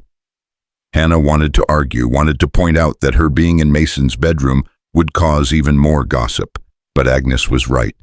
Mason shouldn't be alone. Not after this. She sat in the chair by the window and watched him sleep. His face was streaked with soot, his hands blistered from fighting the fire. He looked older than his years, worn down by loss and violence and the weight of trying to keep everything together. But he was alive. That was what mattered. Hannah must have dozed off because she woke to find Mason sitting up in bed watching her. "How long was I asleep?" "A few hours." Hannah stretched her neck stiff from the awkward angle. "How do you feel?" "Like I've been trampled by cattle." He swung his legs over the side of the bed and stood carefully. "I need to check on the livestock." "The ranch hands already did. Agnes told me everything's fine." "Then I need to start planning the new barn." "Mason, you just lost 3 horses and narrowly avoided losing your home. Maybe take 1 day to process that before jumping into rebuilding." "If I stop moving, I'll think about it." His voice was raw. "And if I think about it, I'll remember Elizabeth dying in that same barn. I'll remember the smell of burning flesh and the sound of horses screaming and—" He broke off, breathing hard. "I can't think about it, Hannah. I can't." Hannah crossed to him and took his hands. "Then think about this instead. Think about how the whole town showed up to help fight the fire.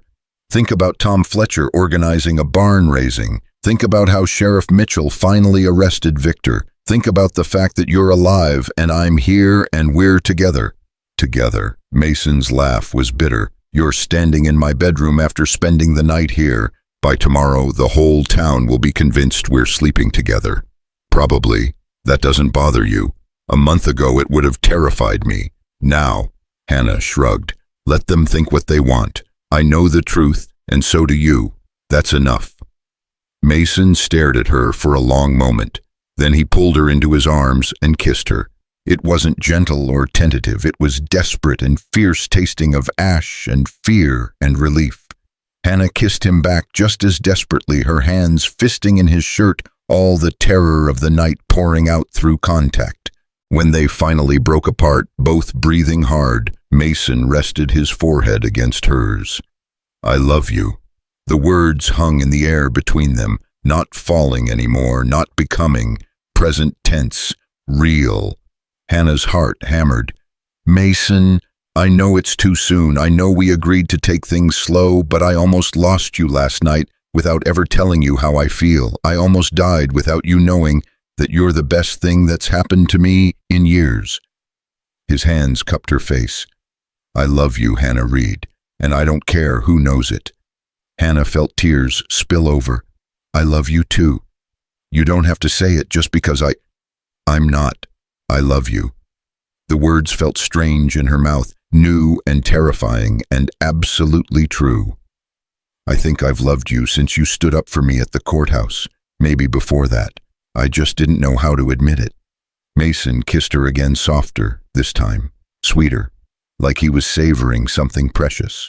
A knock at the door made them spring apart. Agnes's voice came through the wood. "Mr. Crawford, Miss Reed, there's someone here to see you both." They found Charlotte Blackwood waiting in the parlor, dressed in traveling clothes and looking agitated. "Charlotte, what are you doing here?" Mason asked. "I heard about the fire. I'm so sorry." Charlotte twisted her hands together. "But I'm also here because I need to tell you something about Elizabeth." The room went very still. "What about Elizabeth?" Mason's voice was carefully neutral. Charlotte looked between them, then took a breath. "She's not dead." Hannah felt the words like a physical blow. Mason went white.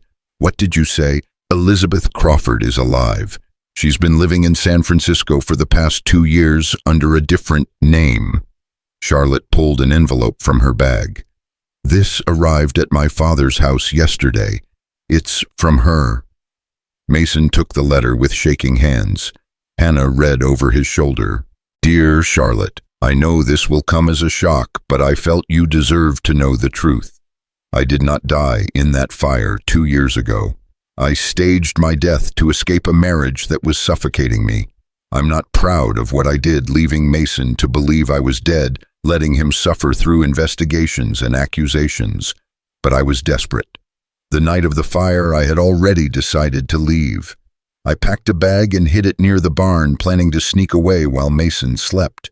But when I went to retrieve it, I knocked over a lantern. The fire spread faster than I imagined. I panicked and ran, and by the time I looked back, the barn was engulfed. I knew everyone would assume I'd died inside.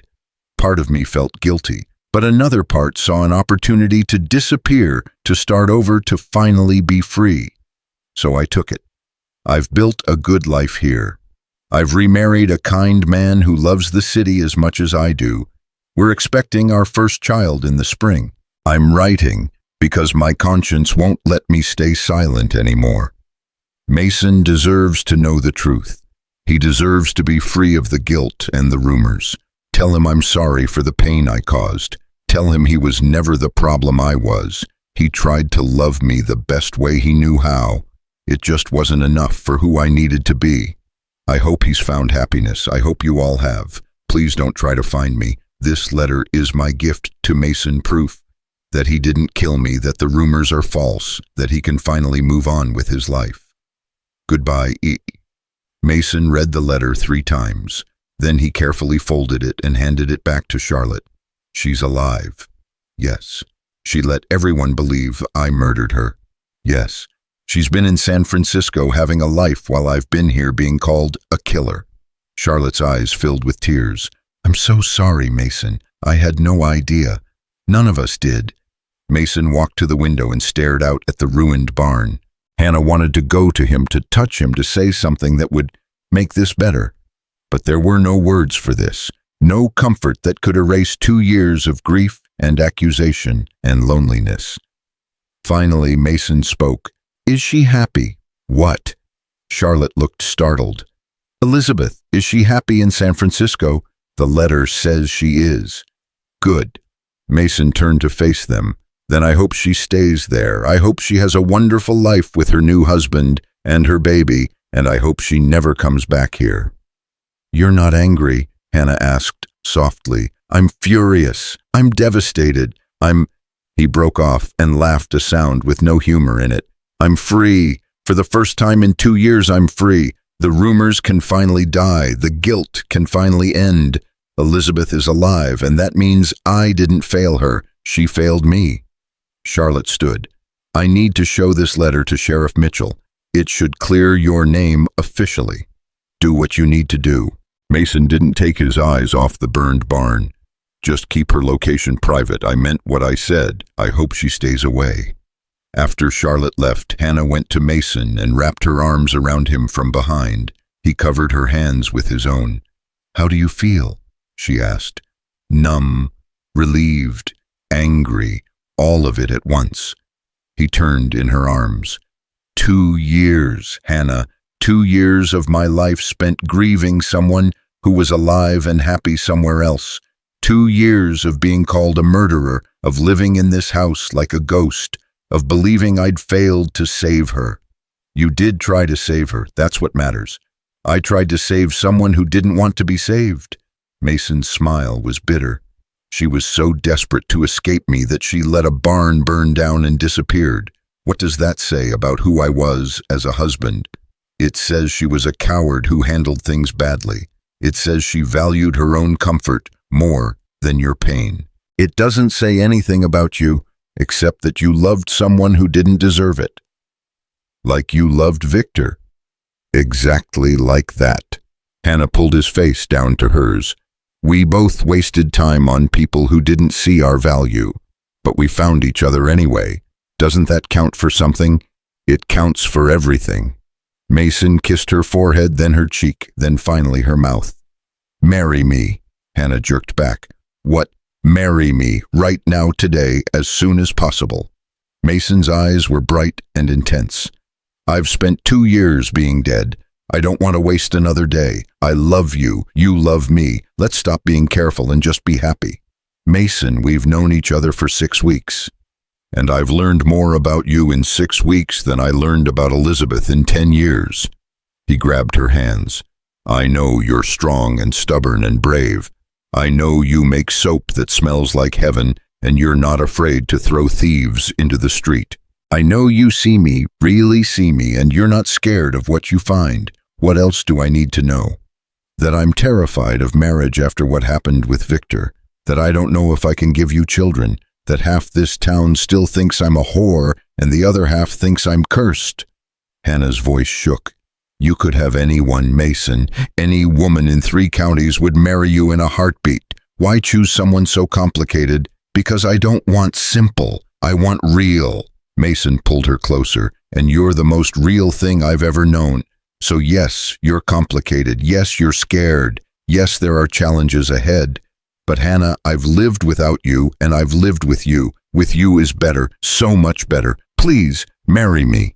Hannah looked at this man who'd defended her in court, who'd offered her workspace when she had nowhere else to go, who'd stood beside her when the whole town whispered. This man who'd lost everything twice over, but was still willing to risk his heart one more time. She thought about Victor and the empty lockbox and all the reasons she'd sworn off men forever. Then she thought about Mason's almost smile and pot roast at the kitchen table and working side by side in the herb gardens. She thought about how he'd kissed her like she was precious and told her she wasn't broken.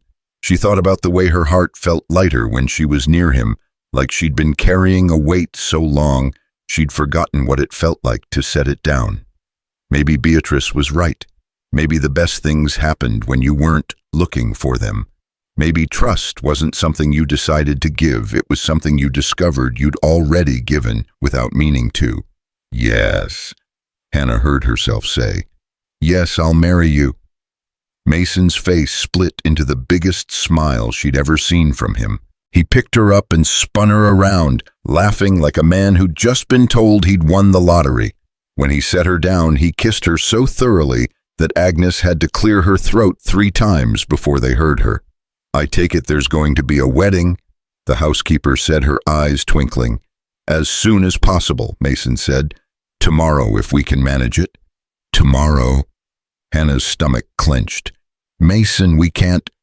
Why not? We love each other. The whole town already thinks we're together, and I've waited 2 years to be happy again. I'm not waiting another day if I don't have to. Agnes laughed. I'll talk to the Reverend, see if he can do a ceremony this Sunday. That's 4 days, should be enough time to plan something simple. Perfect. Mason turned to Hannah. Unless you want something big and fancy. Hannah thought about her wedding to Victor that never happened, about the dress she'd ordered from the catalog and returned unopened, about all the plans and dreams that had turned to ash. Simple is perfect, she said, as long as it's real. It's real. Mason kissed her again. This is real. News of the engagement spread through Millbrook faster than the barn fire. By evening, people were talking about nothing else. Some said Mason was moving too fast. Others said Hannah was a gold digger who'd trapped him.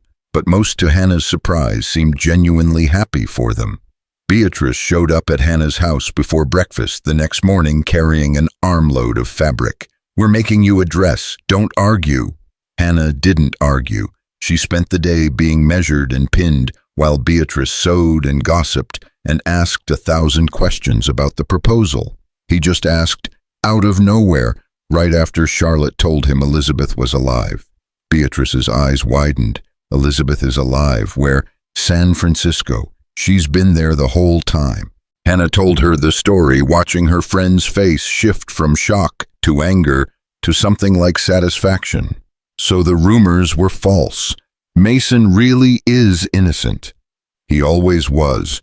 People just needed someone to blame. And now he'll have you. Beatrice knotted off a thread and held up the dress. This is going to be beautiful, simple but elegant, perfect for a Sunday morning wedding. I can't believe this is happening. Believe it, honey. In 4 days, you'll be Mrs. Mason Crawford. The name sent a thrill through Hannah. Mrs. Crawford. She'd almost been Mrs. Jenkins, thank God that fell apart. But Mrs. Crawford felt different, felt right. Sheriff Mitchell came by that afternoon with more news. Victor's been formally charged with arson. With Elizabeth's letter proving Mason didn't kill her, the prosecutors adding attempted murder charges, said Victor tried to frame an innocent man. He's looking at 10 years minimum. Good, Hannah said, and meant it. There's more. Percival Daines has dropped his complaint against you. Seems with Victor in jail and you marrying the wealthiest man in the county, he's decided you're not worth antagonizing. Hannah laughed, bitter and satisfied all at once. So he only respects me once I belong to a powerful man. That's how men like Daines work. But the complaint's dropped, so you're free to operate your business however you want. Court even expedited your permanent commercial license should arrive next week. After Mitchell left, Hannah walked through her small house and tried to imagine leaving it. Mason had asked her to move to the ranch after the wedding, of course. It made sense, he had space. She had a workshop there already. Why maintain 2 homes? But this house was hers. She'd fought for it, bled for it, made soap at that kitchen table until her hands cracked. Leaving felt like losing a piece of herself. You can keep it, Mason said when she raised the concern that evening. Rent it out if you want or use it for storage, whatever makes you happy. You do that. Hannah, I'm not marrying you to control you. I'm marrying you because I love who you are, including the part that needs independence and space and something that's just yours.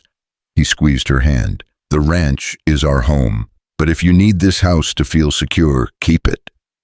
Hannah kissed him, overwhelmed by his understanding. Victor would have demanded she give it up, would have seen her attachment as a rejection of him. Mason just saw her need and accommodated it. Sunday morning dawned clear and bright. Hannah dressed in the beautiful simple gown Beatrice had made cream-colored with delicate embroidery at the collar and cuffs. Beatrice pinned up her hair and added flowers from Mason's garden. You're shaking, Beatrice said. I'm terrified. Of Mason, of being happy. Hannah met her friend's eyes in the mirror. What if I don't know how? What if I'm so used to struggle that I sabotage good things? Then Mason will catch you when you fall and help you figure it out. Beatrice hugged her carefully, mindful of the dress. You deserve this, Hannah. You deserve love and partnership and a man who sees your value. Don't let fear steal your joy. The ceremony was held at the ranch instead of the church. Mason's idea, since the church held too many bad memories for both of them. The Reverend agreed to perform it outdoors in the herb garden Hannah had restored.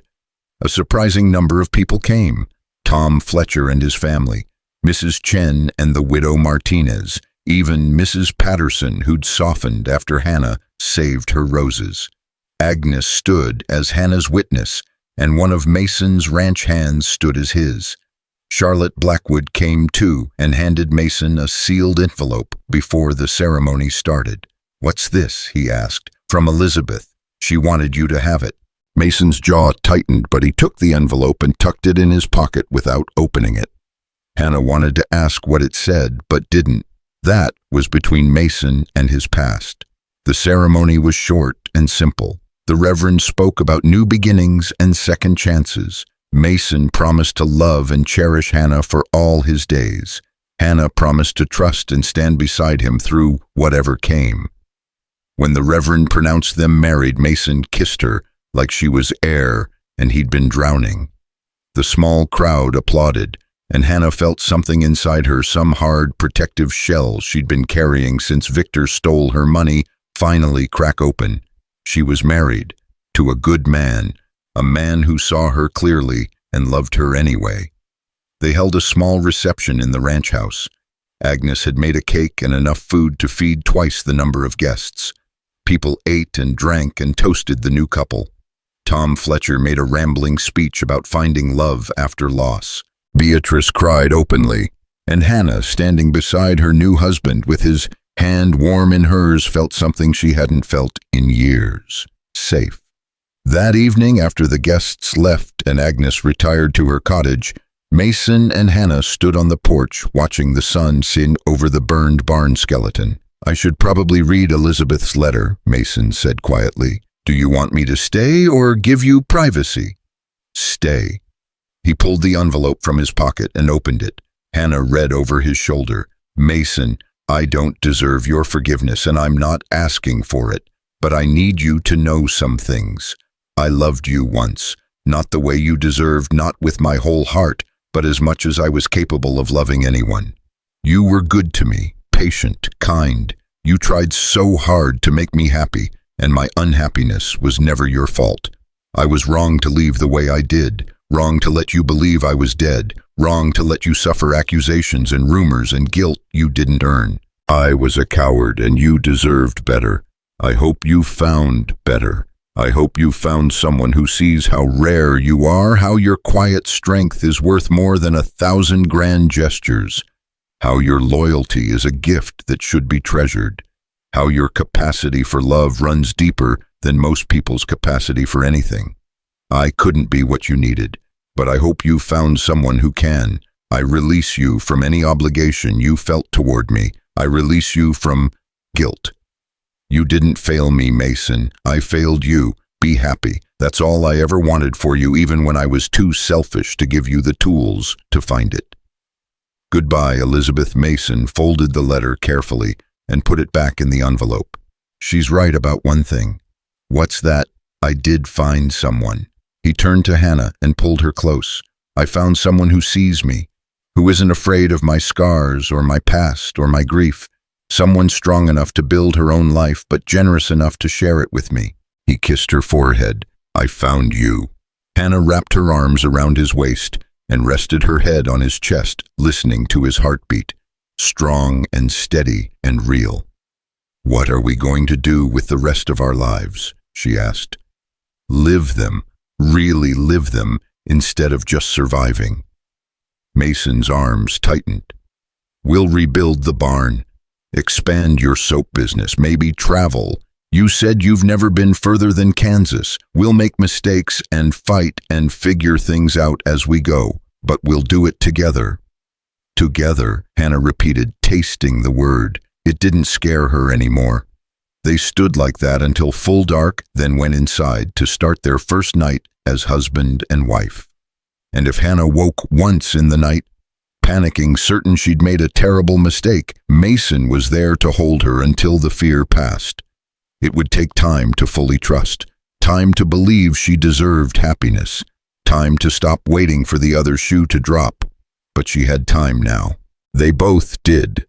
3 years later, Hannah stood in the workshop Mason had built for her, twice the size of the original, with proper equipment and storage and a small retail space where customers could buy directly.